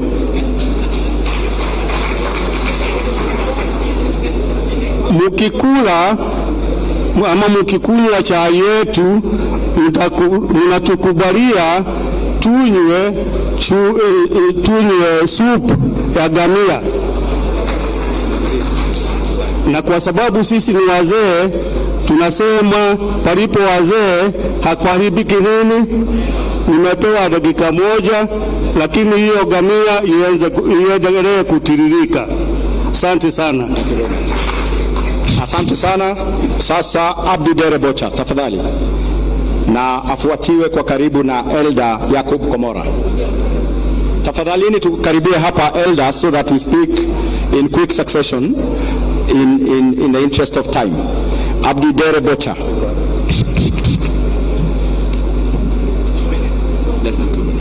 Okay. Assalamu alaikum. Adhuri ya Kenya Murega. Tumekutana watu wa Northern Kenya na Mount Kenya. Hiyo ni furaha, na hapo mbeleni Northern Kenya imesahaulika, lakini Mheshimiwa Uhuru vile alikumbuka kijana yetu huku Riatani, leo tumeweza kufika hapa, na yeye ameweza kuita viongozi wa Northern Kenya yote tukakutana hapa. Lengo si kukutana leo tu na kuachana. Tunataka hii maneno iendelee na kila wakati iwe mkumbusho, mpaka tuone mwelekeo ambao yuko kisawa sawa. Hata kama hamkututajia leo tutaenda wapi, bado mnaangoja tutaenda wapi. Sisi kama viongozi wa Tana River County, nafikiri Council of Elders wote wako hapa, Uliwana, Munyayaya, Bokomo, Orma na Wardei. Council of Elders wote wako hapa, na tunakumbali wito wa viongozi wetu vile mkishikamana mliboshikana, na tunashukuru. Watu wa Mount Kenya, nafikiri leo ndio mlikutana nyinyi na watu wa Upya. Tunataka hii mwindo iendelee na serikali itokee hapo. Hata kama hamkututajia ni wapi, tunataka umbrella wale watabeba bendera ikuwe namna hii, na sio tu leo ndio tumekutana, na wakati matunda tatokea msije mkatusahau. Bia tuite kwa meza ya mbele vile watu wanagawana keki, tukue pamoja. Tusikue wakati wa Elders zinatumika wakati wanataka kiti, lakini kiti kibatikana bia tusisahaulike. Kwa hayo mwingi ama mchache vile youth msichana aliwaambia ukame iko Tana River, ng'ombe zinakufa wengi. Kama kuna ile keki kidogo President alikubali kutoa, tuliambiwa asubuhi yaharakishe iweze kuvitoa hayawani wisho na chakula binadamu. Asanteni sana kwa hayo mengi ama mchache. Thank you.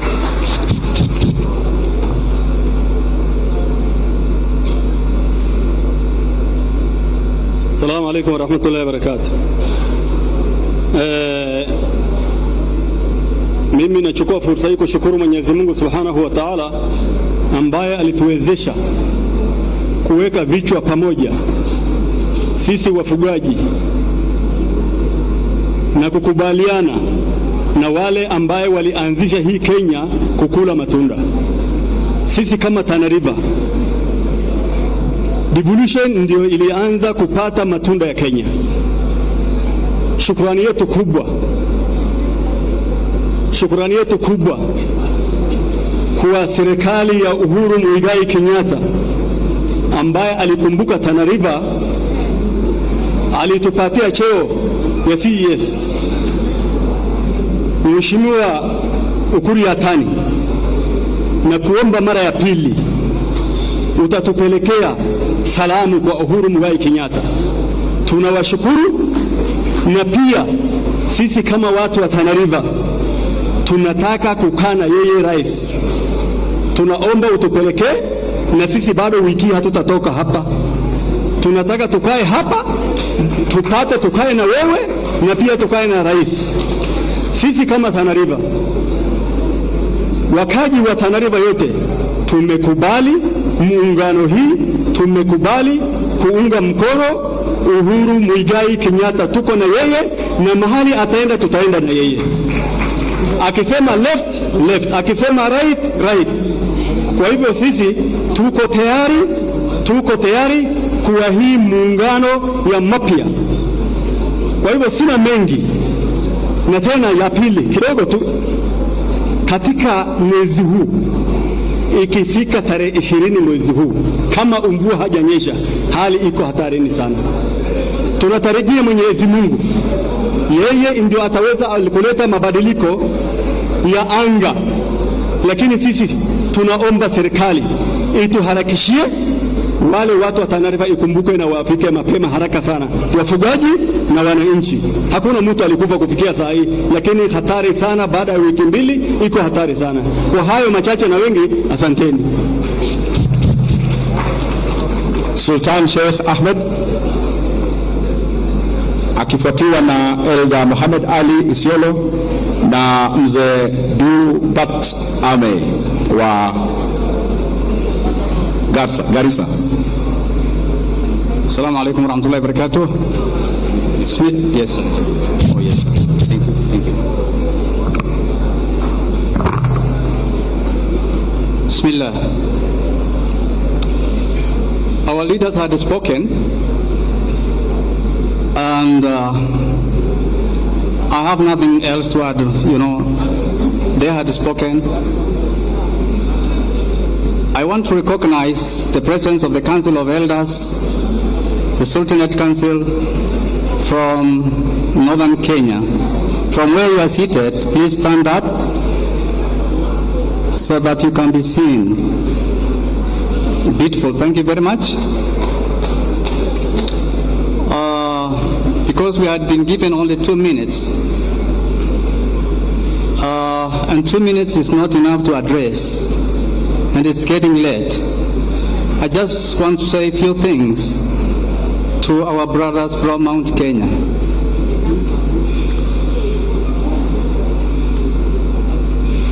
Oro wanyu wamoshie muriega wahine Kenya ni thayo tire thena.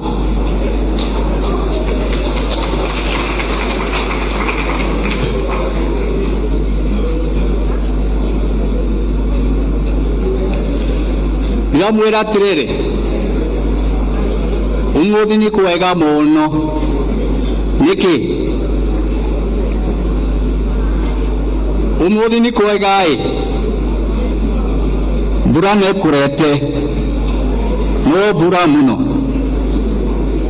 utire na mahutu,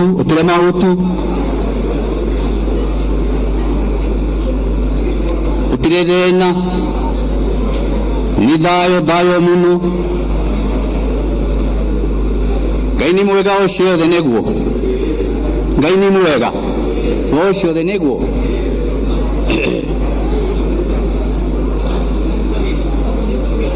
Ngai ni mwega uciothe, ii ni wandutire kwa ngoma niguo.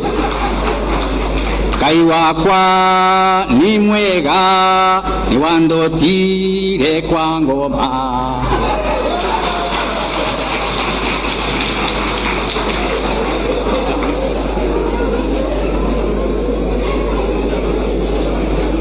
gayoyo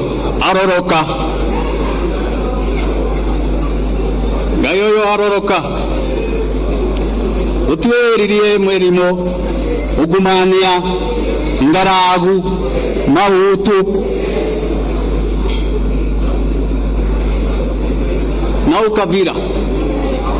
na ukabira bũrũri-inĩ witũ. Nĩ tũrenda andũ maikare na thayũ, nĩguo okorwo mũtingĩikara na thayũ nĩ mũkurutwo. Tũtikwenda wana Kenya akiuga Mũthuri Kenyatta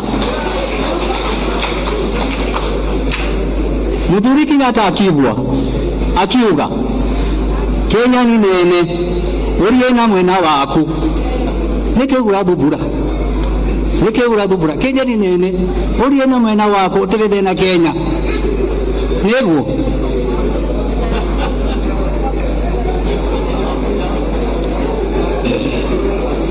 Nĩtũrenda andũ maikare na thayũ, okorwo mũtingĩikara na thayũ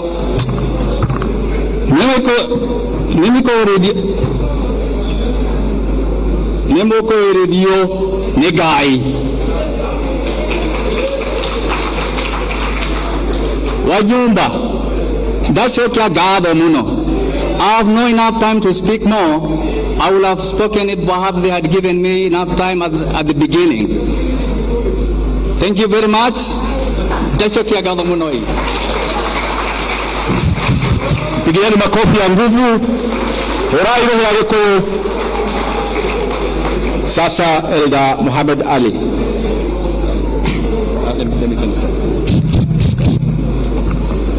Bismillahirrahmanirrahim. Assalamu alaikum warahmatullahi wabarakatuh. Habari zenu? Mimi yangu ni machache sana kwa sababu mengi yamezungumzwa, mengi yamesemwa na hatupendi kurudia yale yamezungumzwa. Kwanza kabisa tunashukuru hii muungano. Hii muungano ni muhimu sana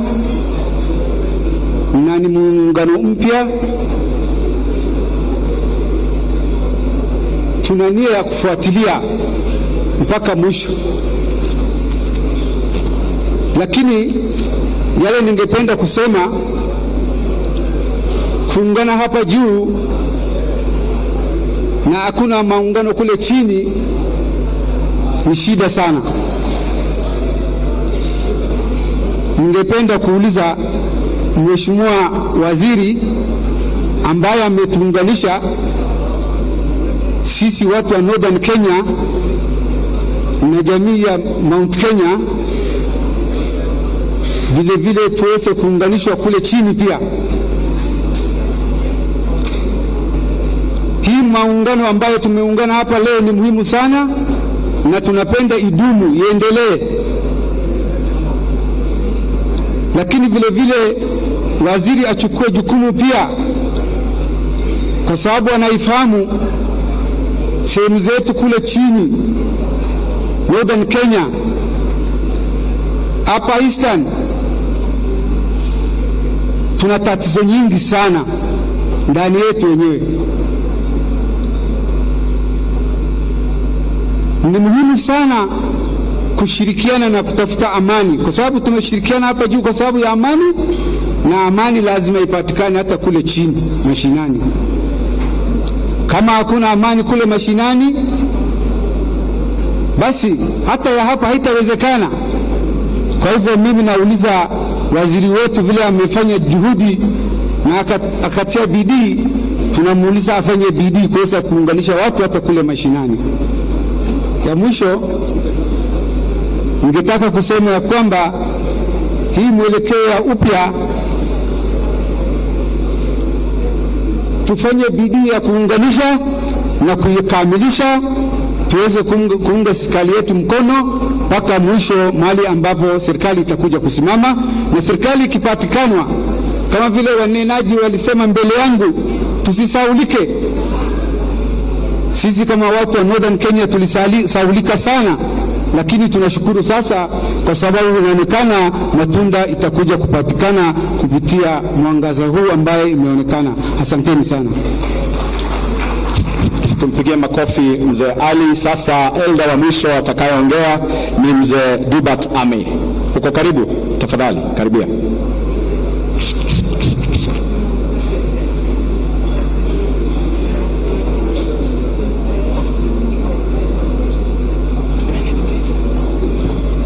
Assalamu alaikum warahmatullahi wabarakatuh. Kwa majina mimi naitwa mzee Ahmed Wale, nawakilisha mzee Dubat Ali Ami, yeye ni mlemavu, na ile sauti ilitoka hapa ni kwamba hakuna mobile microphone angeweza ku address. So, I'm very sorry. That's what you are told. However, mimi nitaongea lugha yake, siongee yangu. Kitu cha kwanza, watu wa Northern Kenya, they have always been identified with the community of Mount Kenya. Right from the time of Mzee Kenyatta, up to the time of Mzee Moi, up to the time of Kibaki, and right now, we have been very close to the Kikuyu community, to the Embu, Meru, the Gema community at large. Na sisi tulisaidiwa sana, manake tulikuwa wachokozi, tumejitenga kidogo, tumekuwa shifter, lakini Mzee Kenyatta ametulinda mpaka hayo mambo yamemalizika. Wakati huu tukikuja kwa siasa, hii siasa ya Kenya, naona safari hii watu wa mlima, ziko vijana mengi damu yao ni moto, na hawajui hii serikali ilianzishwa namna gani na inaelekea wapi. Wanarukaruka hapa na pale, hapa na pale. Na mimi najua kila kijana anatoka Boma, lazima wazee waongee na vijana yao. Sisi si watu wa kurukaruka, manake tunajua kurukaruka iko na shida gani. Sisi na watu ambao saa hii tunakuwa gangari. Hata mtoto kidogo kutoka Northern Frontier District anajua vile kukana nidhamu, manake ameisha ndani ya shida mingi. Lakini naona watu ya mountain wameshikwa na hamasa, wanapiga ngoma ya kiasili ambaye mchezaji hajulikani anatoka wapi. Na nawahakikishia ya kwamba hii serikali mwelekeo ikiharibika, kwanza inaharibikia mlima, na wale wanafuata ni watu wa Northern Kenya. Tutakuwa yatima, na tunataka tusimame na Rais Uhuru Muigai Kenyatta. Yeye ndio kiongozi wetu. Yeye pale anasema huko ndio bahali ya faida. Manake sisi wakati ya zamani, wale wazee wetu wakati walikuwa wanataka kutuambia hatutaki Somalia, walisema kile kitu kizuri inatoka north, upande huu east ni jua peke yake, hakuna mtu mzuri anatoka huko. Na tunataka tukae pamoja na tuendelee hivyo. Thank you very much. Makofi kwake. Sasa ninamwalika Senator wa Youth Gideon Ngugi aje atuhutubie, halafu akimaliza amwalike His Excellency Governor Kimemia wa Nyandarua, who will in turn invite Governor Kiraitu Murungi, who will be the last speaker of today. Oh, sorry. We will do some amendment at some point. I'm advised there will be Governor for Nakuru, for Isiolo will also be speaking. Senator Ngugi. Asante sana. Our hosts, wenyeji wetu, wazazi wetu MKF, viongozi wote ambao wako hapa siku hii ya leo. Jina langu ni Ngugi IG. Mimi ni lastborn wa rais. Alinipatia jukumu la kuwakilisha vijana katika Senate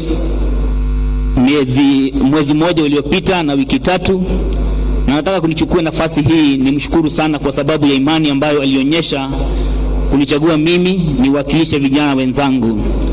Na si kuja hapa peke yangu, kwa ruhusa yako Kwa ruhusa yenu wenyeji wangu, nataka niwaulize vijana wenzangu, youth leaders ambao wako hapa, wasimame tafadhali na msalimie umati. Tafadhali simameni. Kindly stand and wave for Mount Kenya region. Asanteni sana. Nataka nichukue nafasi hii ni washukuru sana MKF kwa sababu ya kazi nzuri sana ambayo mnafanya bwana chairman. Na sisi tunataka kuhakikishia jambo moja, ya kwamba sisi tutasikiza mambo ambayo mnatuambia na tutafanya jinsi ambavyo mngependa sisi tuendelee. Nataka pia nimwambie bwana Kaguthi ambaye pia ni baba yetu, ni kweli kuna vijana ambao wameenda na njia ambayo sio sawa, na kwa niaba yao nataka niwaombe msamaha, kwa sababu sisi ndio vijana ambao tumewatusi, tumeongea mambo mabaya. Kwa hivyo tafadhali, kwa niaba yao tunaomba msamaha, msiongee maneno machungu ambayo yata affect our generation. Asante sana. Na moving forward bwana chairman, pamoja na kikundi chako, tungependa, unajua vijana we are 73%, tungependa kuwa involved kwa njia kubwa sana, na ili tuweze kuwaleta hawa vijana ambao wako the other side. Na bwana chairman, kama unavyojua, wakati wa vita wazee kazi yao ni kuadvise vijana na kuambia vijana, nyinyi endeni kwa vita kwa sababu nyinyi mko na nguvu. Kwa hivyo tunaomba kwa heshima kubwa sana, we are very much ready to go into this war, and we want to assure you that sisi, you will forever be proud of us because we will not let you down. Tumeanza mazungumzo pia na ndugu yangu Haji Hassan, huyu ambaye amesimama ni ndugu yangu katika Senate, na tumekubaliana ya kwamba mkituruhusu tungependa kuwa na forum kama hii na zingine za vijana wa Mount Kenya region na vijana wa ASL, na ili sasa tuje tuzungumze maneno yetu na ili tushikamane, kwa sababu kama vile mzee mmoja amesema, wakishikamana kule juu hata huku chini pia mtukubalie tushikamane. Na sisi pia tuna uwezo. Katika ile cabinet ya 1963 ambayo iliundwa na vijana wa rika yetu. Kwa hivyo pia mmo na imani na sisi, na hii njia na hii pia vita ambayo tunapigana tutaweza kuishinda. Kwa hivyo nawashukuru sana kwa sababu ya fursa hii bwana chairman. Sasa kuchukua nafasi nyingi kwa sababu naona muda wetu umeoma sana. Ningependa kuchukua nafasi hii nimkaribishe Gavana Kimemia. Huyu ni gavana wa kaunti yetu ya Nyandarua ambako I took refuge wakati tulifukuzwa kule Rift Valley. Karibu sana gavana. Asante sana Senator kutoka Nyandarua, nominated Senator Goge IG. Na kwa sababu ya time niseme leadership yetu yote ya Mount Kenya Foundation na pia leadership ya jamii yetu ambao tuko pamoja hapa, tumeshirikiana pamoja. Everybody, kila mtu all protocols observed. Kwa sababu ya time niseme nina shukrani kubwa sana kuweza kufika siku ya leo. Tuko magovernors 10, Mount Kenya leadership tuko magovernors 10, na wengine walikuwa hapa, wengine wameenda, lakini mheshimiwa Kiraito ambaye ndiye deputy yangu wako hapa. Kwa hivyo yetu ni kuhakikishia kwamba huu uhusiano wetu ambao tuko nao tuendeshe, tuendelee kuwa kitu kimoja, na we'll do whatever it takes. Tutafanya yote iwezekanavyo kuona kwamba county zetu zote 22 plus many others that are going to join us. Wengine wengi walitarajia kufika hapa lakini hawakuweza kufika kwa sababu ya time na space na mambo mengine ambayo yuko hapo, lakini nataka kuhakikishia wale ambao wameongea hapa, sisi hii mlima Kenya ni mali ambao ni complex. Nyinyi ambao tulikuwa na nyinyi wakati tulikuwa tunatafuta 50+1 in 2013. Hii mlima ni nakuanga mambo mengine moto moto, lakini msijali, ikifika mwisho tutakuwa tu sanduku moja. So msiwe na wasiwasi, Juzi mmeona pale Nyandarua account wakati wananchi wamekuja kumkaribisha baba huko, mliona watu, kila mtu alijitokeza. Beleni hakuna mtu angeongea mambo ya baba sana huko, lakini mliona wananchi wameanza kuelewa ukweli huko wapi. Na mimi nataka kutoa shukrani kwenyu, mimi mliona mwangaza mbele yetu. Tuko pamoja sasa, tuendelee pamoja, tuungane na rais wetu. I can assure you 99.9% zote region ya Mount Kenya tuko nyuma ya rais wetu Uhuru wa Kenyatta. He is the spokesman wetu, have no doubts. Msiwe na doubt hata kidogo kwetu, kwa sababu mko na watu wengi sana. Pia ni rais kuwa na wazimu wengi kushida wale wengine. So msijali wale ambao wanaongea huku, wanaongea sana, lakini siku ikifika, siku ya kiyama, siku hiyo ikifika, ile siku ya sijui kama inaitwa namna hiyo, ama ile siku ya kuweka kura kwa debe, hiyo siku tutakuwa pamoja na mtaona ya kwamba tutakuwa pamoja, na vile rais wetu ametuonyesha, hapo ndio tutaenda zote tukiwa jamii moja. Niwatoe shukrani kubwa sana, maana nyinyi mmeshikilia serikali zote, in fact kutoka independence ya mzee Jomo Kenyatta, serikali ya mzee Moi, serikali ya mzee Kibaki, tulikuwa na nyinyi hapo, mmenisaidia, mmetusaidia mzee, hata wakati ya nusu mkate mlishirikiana na sisi zote, kina waheshimiwa wengi za kutanya majina nisiache wengine, tumekuwa kitu kimoja, na tukaona kwamba serikali yetu iliweza kuendelea mbele. Professionals kutoka hii area, very intelligent people, very intelligent young people, ile region mnatoka, hizo counties zote ambazo ziko hapa, na kwa hivyo tunataka kuungana na nyinyi, sio tu siku ya leo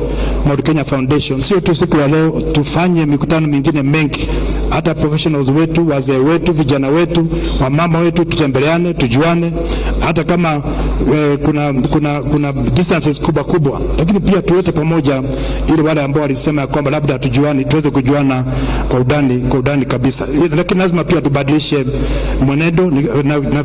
I wish the minister was here. Lazima tufanye paradigm shift.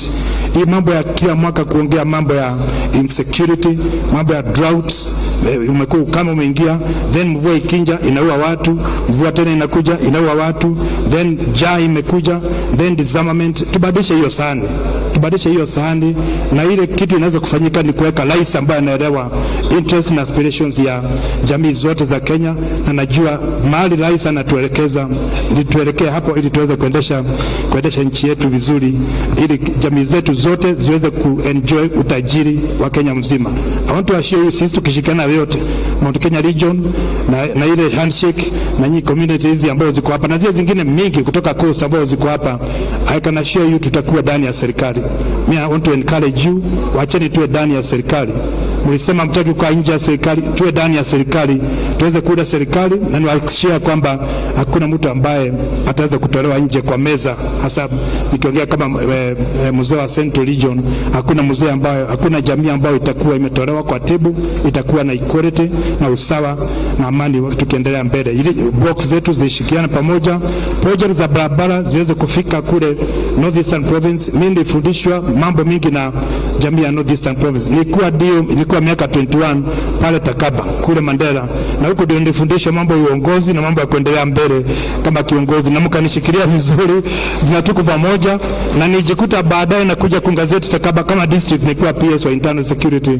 Kwa hivyo naelewa nyinyi sana, na naelewa nyinyi watu ya ukweli. Mkisema ni ndio, mkiona Dulgaro mnasema hii Dulgaro, achana hii mambo ya kuwa Dulgaro unaenda hivi. Ikiwa kama mambo ni mbaya mnasema udhibiti wa shetani regime, lakini kama mambo ni mzuri tuendelee mbele kama jamii moja. So wacheni nisiongee sana, nimalizie hapo na kuhakikishia kwamba tuko ndani ya handshake na tunaendelea kushirikiana na vile rais ametuonyesha na Mheshimiwa Raila Odinga, tukiendelea mbele kuunganisha nchi yetu na kuona kwamba tuko sawa sawa. Kwa hiyo machache niseme Mungu awabariki. Mount Kenya Foundation, congratulations, na waziri wetu congratulations, kazi mzuri mnafanya, tuunganishe taifa letu, na tukimaliza kutengeneza mambo yetu ya vyama, pia tukutane kisiasa, social, economics. Sisi ni watu wafanyi kazi katika taifa letu. Sisi ni watu ambao wanajivunia jasho yetu, kula jasho yetu. Ukija Nyandarua utakuta walia huko ndio wanaendesha ile wholesale market kubwa zaidi, ile hizi maduka kubwa. Uende mahali pengine unakuta Northeastern, unakuta iko Mount Kenya pia wako huko. So tufanye biashara pamoja na tuwe kitu kimoja na tuendelee kupendana. Mungu asaidie sana, awabariki. Mheshimiwa nafikiri niita Mheshimiwa Kuti ama ili tumalizie. Nafikiri Mheshimiwa Kuti angekuja alafu utumalizie Mheshimiwa Kiraitu. Mungu abariki, asanteni sana. Pigeni makofi Governor Kuti akiingia hapa. Thank you very much.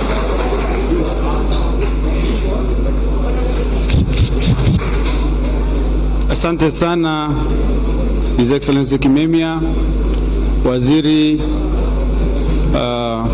Ukuri Yatani ambaye ni kiongozi ya Upya na kiongozi ya jamii ambao wameungana wa Northern na mpaka Lamu, viongozi wa Mount Kenya Foundation na governors, MPs, senators, wote, all protocols observed. Yangu itakuwa fupi kwa sababu tumekaa sana na tumechoka, watu wamechoka.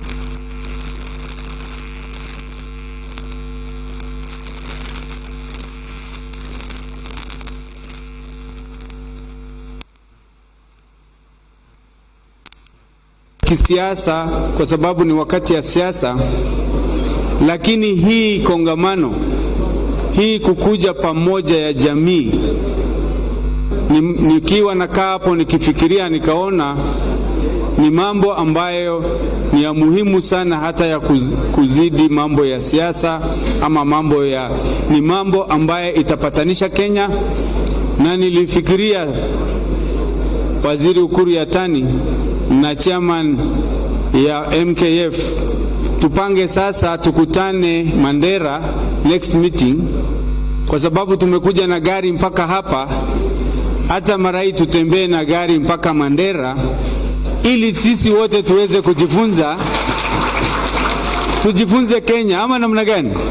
Sisi tunajua pande hii na tuwafunze pia pande ile nyingine, ili muone wakati watu wanasimama hapa wakianza kupiga nduru waone, na kwa sababu you are influencers, you are the people who talk to the president. Bwana Titus Ibui, Bwana Munga, wote ni wa advisors kubwa ya rais.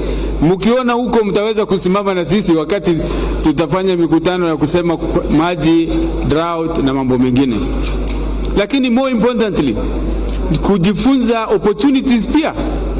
There are a lot of opportunities. As much as there are challenges in the north, there are opportunities also. Tena ninataka kusema ya kwamba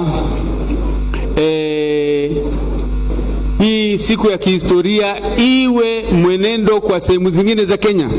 Leo ni Mount Kenya na watu wa Northern. Siku ingine watu wa Northern na watu wa Rift. Tutoe siasa na baadaye tutaongea tu siasa, ili Kenya yenyewe, alafu watu ya Mount Kenya na watu wa Nyanza, ama namna hiyo, mpaka wa Kenya wajuane na izungushwe namna hii. Ili hii kitu nimekalia, nikikaa hapo nikifikiria, nikaona tuko na opportunity, na nataka kushukuru Waziri Ukuru Yatani kwa kuanzisha hii fikra ya kupatanisha wa Kenya. Hii ndio mwito ya Rais Uhuru Muigai Kenyatta. Lakini sisi kama wana Northern, sisi tumeamua tushikane, sisi tumeamua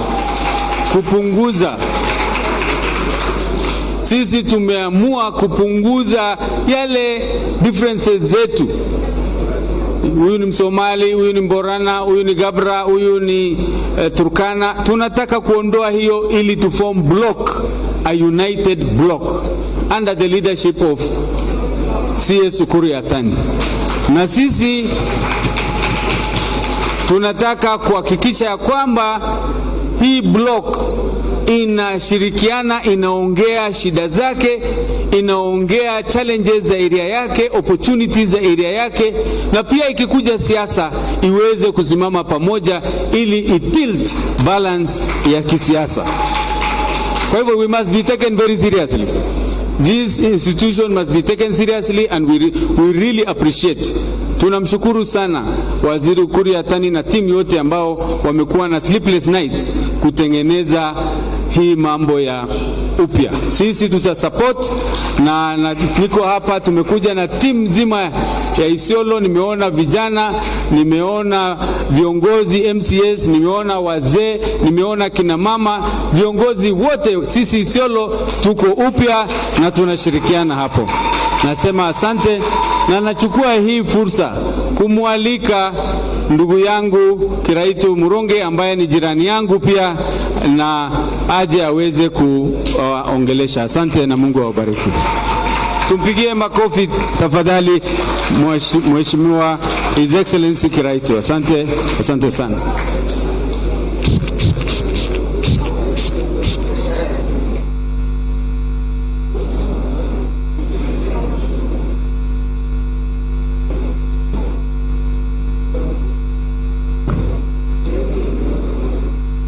So wapi makofi ya Gavana Kuti?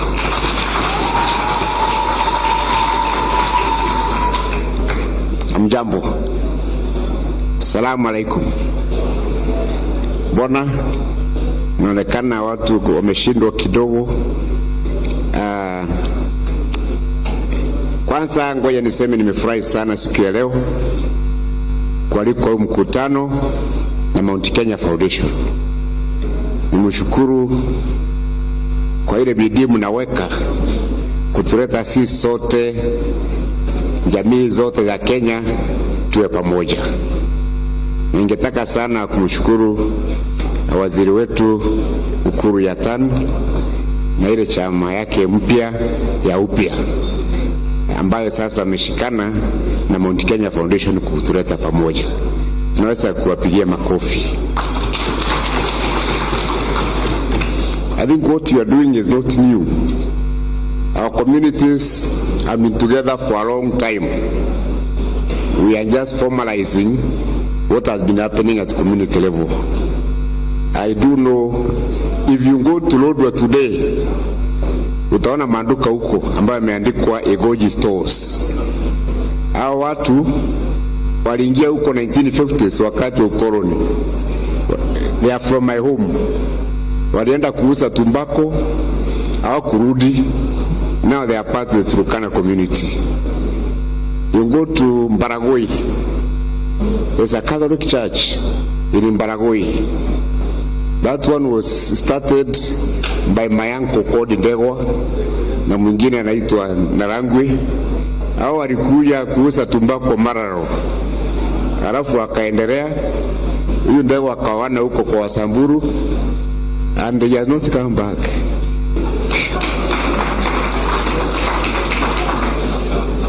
So the community has been together. Ni sisi wanasiasa ambao tumekuwa nyuma, and I'm happy now we are going to be together. If there's one person who is very happy about this new union between Mount Kenya and the North, is Kiraitu Murungi. Because nikimwangalia mimi naona soko kubwa ya miraa. Yeah, tutakuwa na pesa nyingi kutoka kwenu ambayo inaingia Meru. And just last week nilikuwa na seminar hapa Nairobi at the University of Nairobi, tukaleta scientists, maprofesa wote ambao wamesema miraa is not a drug. It's a stimulant like strong coffee. So msiwe na wasiwasi. Hata waheshimiwa maseneta tungetaka muingie kwa miraa. And we are improving it by adding variation. We know some of you don't want to chew the leaves. Now we are making miraa herbal tea. Kwa hiyo utakuwa unakunywa miraa herbal tea. Wala nataka ulevi, tutakuwa na miraa wine na miraa whiskey. Na kina mama na wengine ambao kunywa vitu, tuko na miraa juice. So we are transforming this industry, and we know you are a very big market for us. Even if you separate us on anything else, you find us together kwa hiyo biashara. So as the governor of Meru, wana chairman wa Mount Kenya Foundation, you have done me a great favor kuleta viongozi pamoja. I was in Isiolo on Monday tukiwa na ndugu yangu Mheshimiwa Governor Kuti, together with 7 other governors from the region, and we are going there to launch the biggest project funded by the Kenyan government and the World Bank in northern Kenya, and that is the road from Isiolo to Mandera. It is starting in January. 740 kilometers, a cost of 72 billion Kenya shillings. So we said President Kibaki atakumbukwa na barabara ya kutoka Isiolo Marsabit kwenda Moyale. President Uhuru Kenyatta atakumbukwa na barabara ya kutoka Isiolo Modogash kwenda Moyale. So this is a big landmark project. We can talk about other things. I was with you wakati mlituchapa sana 205 when it was 41 versus 1. Na wakati ule kwa sababu tulikuwa tunasikiliza sasa siasa ya usiku. Kuna watu wa Mount Kenya wanajipenda sana, hataki kuona watu wengine. But I want to tell you, my brothers and sisters, there's a lot of lies and propaganda in politics. If there's a regime which really looked after Northern Kenya, is Kibaki's regime, na Uhuru anaendelea nayo. It is Kibaki's regime which appointed Mohamed Helmi, who is here, to be the minister for Northern Kenya. He created our ministry to deal with the new problems of Northern Kenya. There's this Rapsed corridor kutoka Ramu mpaka South Sudan na kutunganisha na Ethiopia. It was meant to open Northern Kenya. Ilianzishwa wakati huo na Uhuru Kenyatta anaendelea nayo. You saw the Ram port being opened the other day. Isiolo Airport, Isiolo Resource City, Lokicha, all those ones were being planned. I know some of them are not being properly funded, and that's why they have not taken off. So me, I don't agree with those ones who say sasa tungoje 2022 ili tuinue hiyo dunia yetu. My brother Ukuru Yatan, please don't talk to him so that they can listen to me. Government operates through budgets which are in your ministry. Look at whatever you want to do in Northern Kenya. Iweko kwa budgets. Even after Uhuru goes, so long as it's in the budget, it's going to be implemented. So don't tell us tungoje serikali ingine, hata kwa hii serikali tuko. Sidio? Yeah, we have other ministers, your colleagues who are here, your members of parliament, Kenani ni mkubwa wa mbunge. Why can't we put those things in the budget now? Hiyo maendeleo tunataka in Northern Kenya, so that we plan so that you can continue implementing them. Sidio? So for me, I'm saying, let us use the power we have now. Fortunately, we are united now. Let us work together from now on so that we start implementing transformative projects for our region. Tukiwa pamoja. Finally, because we don't have much time, let me say, I know we are talking very well. We want to please each other. But politics is a hard business. We have to take our politics more seriously. It can be a matter of life and death. Hii michezo tuko nayo, wengine wanajificha usiku kufanya hii maneno and all that. We might come to regret. If there is one person who is informed in this country about what is happening in every village on a daily basis, it is President Uhuru Muigai Kenyatta. I'm pleading with you, let us listen to him. Atuo usifikiri unajua sana, kwani una intelligence service informing you. We're investing so much in intelligence service so that we can know what is happening in every village, isn't it? There's one person who receives this. Why are we not listening to him? Akikwambia hapa ni mbaya, why would you go saying it's okay when you don't have information? So my plea is, let us listen, let us be more strategic, and let us take politics more seriously. I can just remind you very briefly what we always remember Moi for. Siasa mbaya, siasa mbaya. Now we have a chance of making good politics so that we can improve our lives. Takuongea sana. This man here was in parliament when I was at Alliance High School. Bishop Lawi Imadiu. One time he was the chairman of all the Methodist bishops in the World Methodist Council. He knows a lot. we respect him a lot. He was the first person to dream of a private university in this country. It is working. So allow me to invite him on stage to come and share his wisdom with us. Can we give him a big hand as he comes?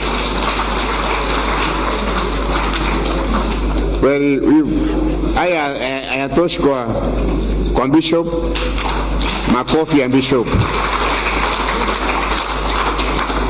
Asanteni sana. Mungu awabariki. Mimi nitaendelea kufanya na viongozi wenu.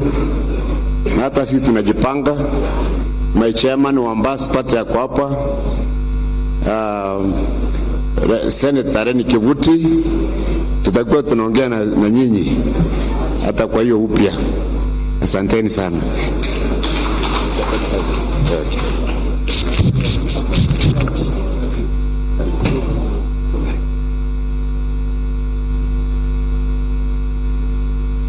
Langu ni kuwasalimia viongozi wetu wote. Mkutano huu ni wa ajabu. Kuna watu wengi ambao ni mashujaa, ni watu werevu. They are very able persons. We can change Kenya. Kwangu imekuwa furaha kubwa zaidi kwa sababu shule ile nilianzisha miaka kama 55 iliyopita imetoa watu ambao ni kutoka Northern Kenya, vile nilivyokuwa nikiomba nifanye. Nilipojenga Kalibatura Secondary School, I was dreaming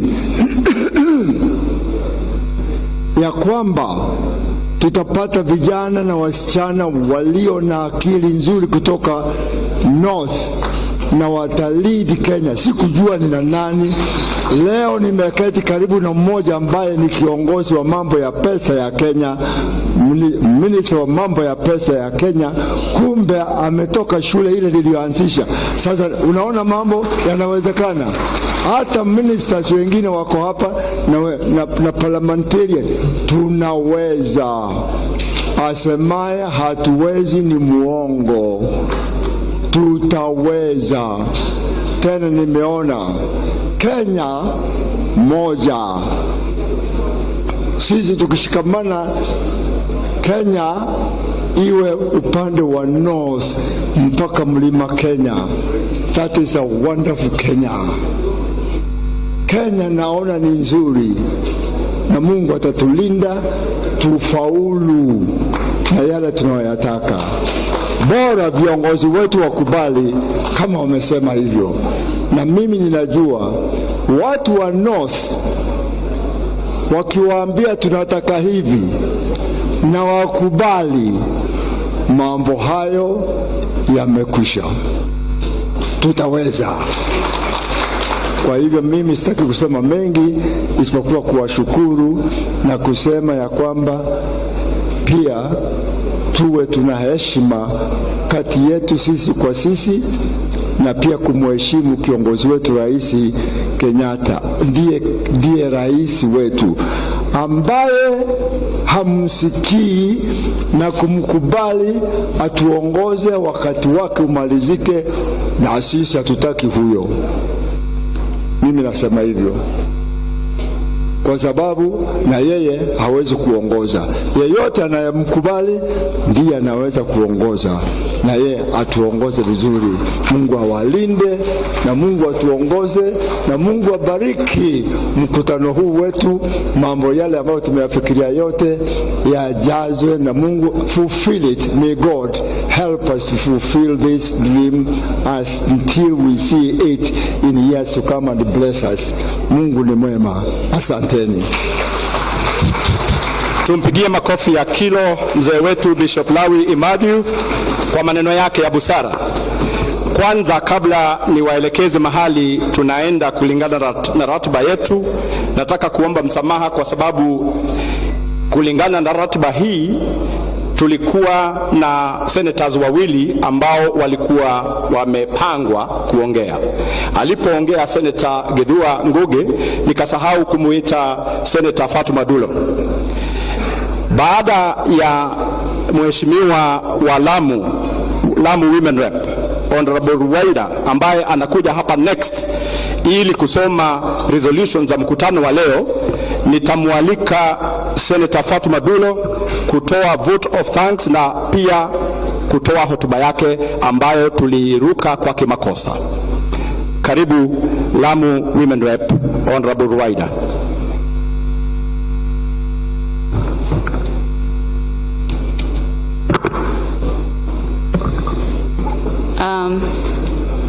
Viongozi wa Mount Kenya, CS Ukur Yatani na viongozi wa Upya kwa jumla, nyote mlohudhuria, asalamu alaikum.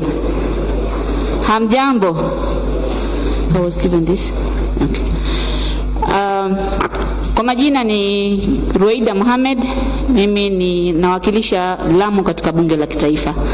Kabla sijasoma resolution, nataka niwaambie kitu kidogo to Mount Kenya Foundation.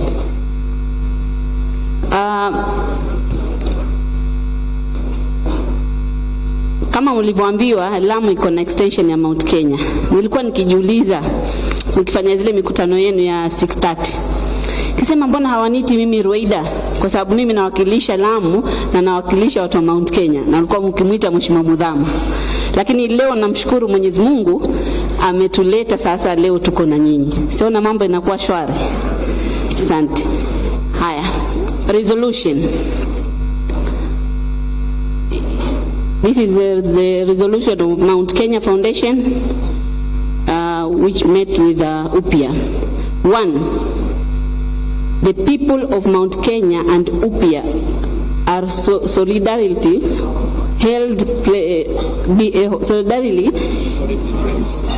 behind President Uhuru Kenyatta and are proud of his towering legacy of peace and development. 2. That the people of Mount Kenya and Upya movement will strive to safeguard peace and stability as a way of strengthening the historical ties that have existed between them. 3. That the people of Mount Kenya and Upya movement will work together during this political transition in 2022 and beyond, and will follow the direction that President Uhuru will show in the coming general elections. 4. That the people of 22 counties presented in the luncheon today of a high business acumen will continue to engage closely and push for a conducive business environment to enable their people to thrive in business. 5. That the people of Mount Kenya and Upya movement are stronger together. 6. That the community leaders from Upya present today have resolved to invite their Mount Kenya counterparts for a return visit that will be held in Isiolo town in Isiolo County, and it will be communicated. This is the resolution. Tumekubaliana sote, tuonyeshe kwa mkono. Iko sawa? Kwa hivyo isainiwe, sio? So it can be signed. Nilikuwa nimepewa nafasi nyingine ya kutoa vote of thanks, lakini vile kuna Mheshimiwa Fatuma, acha nimpatie Mheshimiwa Fatuma aendelee. Asante.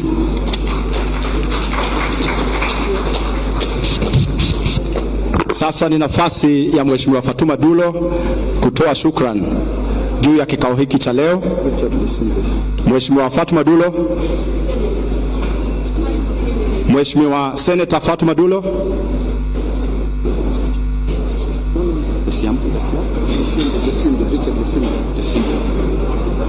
Senator Fatuma Dulo, is she in the house? Okay, I'm advised in her place we will have Mheshimiwa Richard Lesimpe to give a vote of thanks. After that, I will ask a volunteer of the Islamic faith to close with a word of prayer.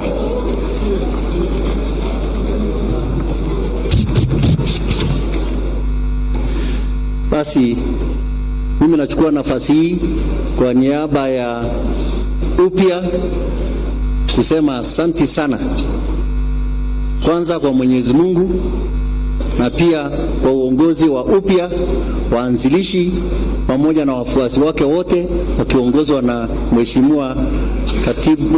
Mheshimiwa CS Ukur Yatani. Nachukua pia nafasi hii kushukuru sana Mount Kenya Foundation, viongozi wao, waanzilishi wao na wale wote ambao wamehusika na mambo ya Mount Kenya Foundation kwa miaka hiyo yote, hasa wazee na pia kina mama ambao wamehusika na kuhakikisha kwamba mambo haya leo yamefanyika. Nachukua pia nafasi hii kushukuru sana governors wetu wote ambao walifika, deputy governors pamoja na senators pamoja na wabunge wa kina mama na pamoja na MCS, viongozi wote wa kisiasa. Tunachukua nafasi hii kuwashukuru sana kwa kwenu kujitolea, kwenu kujikakamua na kuhakikisha kwamba mambo ya Upya, mambo ya umoja wa taifa, mambo ya umoja wa Mount Kenya pamoja na Northern Kenya imefaulu. Nachukua pia nafasi hii kushukuru sana wale ambao wametoka kaunti zetu 10 ya wafugaji kutoka kaunti 10. Tunawashukuru sana wale ambao wamefika hapa kuwakilisha wale ambao tumewaacha nyuma. Tumesema kwamba tuna kura 2.5 milioni, na nyinyi ambao mmewakilisha wale ambao wamefika hapa, wale walizungumza tunawaambia asante sana, wale ambao hawakuzungumza tunawaambia asante sana. Kwa mwisho, nachukua nafasi hii kushukuru pia wazee wa kidini, maimams, wa masultan na wale pia ambao walifika hapa na wale ambao pengine hata hawakuweza kufika, wale walioombea sisi tufike hapa.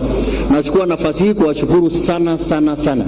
Basi mwisho tunashukuru hoteli hii ya Safari Park kwa kazi ambao wametufanyia, chakula murwa, mlo mzuri, mapahali ya kuketi safi, tumekanyaga carpet, na tumesema asante sana kwa hoteli hii na tunawashukuru sana. Mungu awapeleke salama salimini. Asante sana.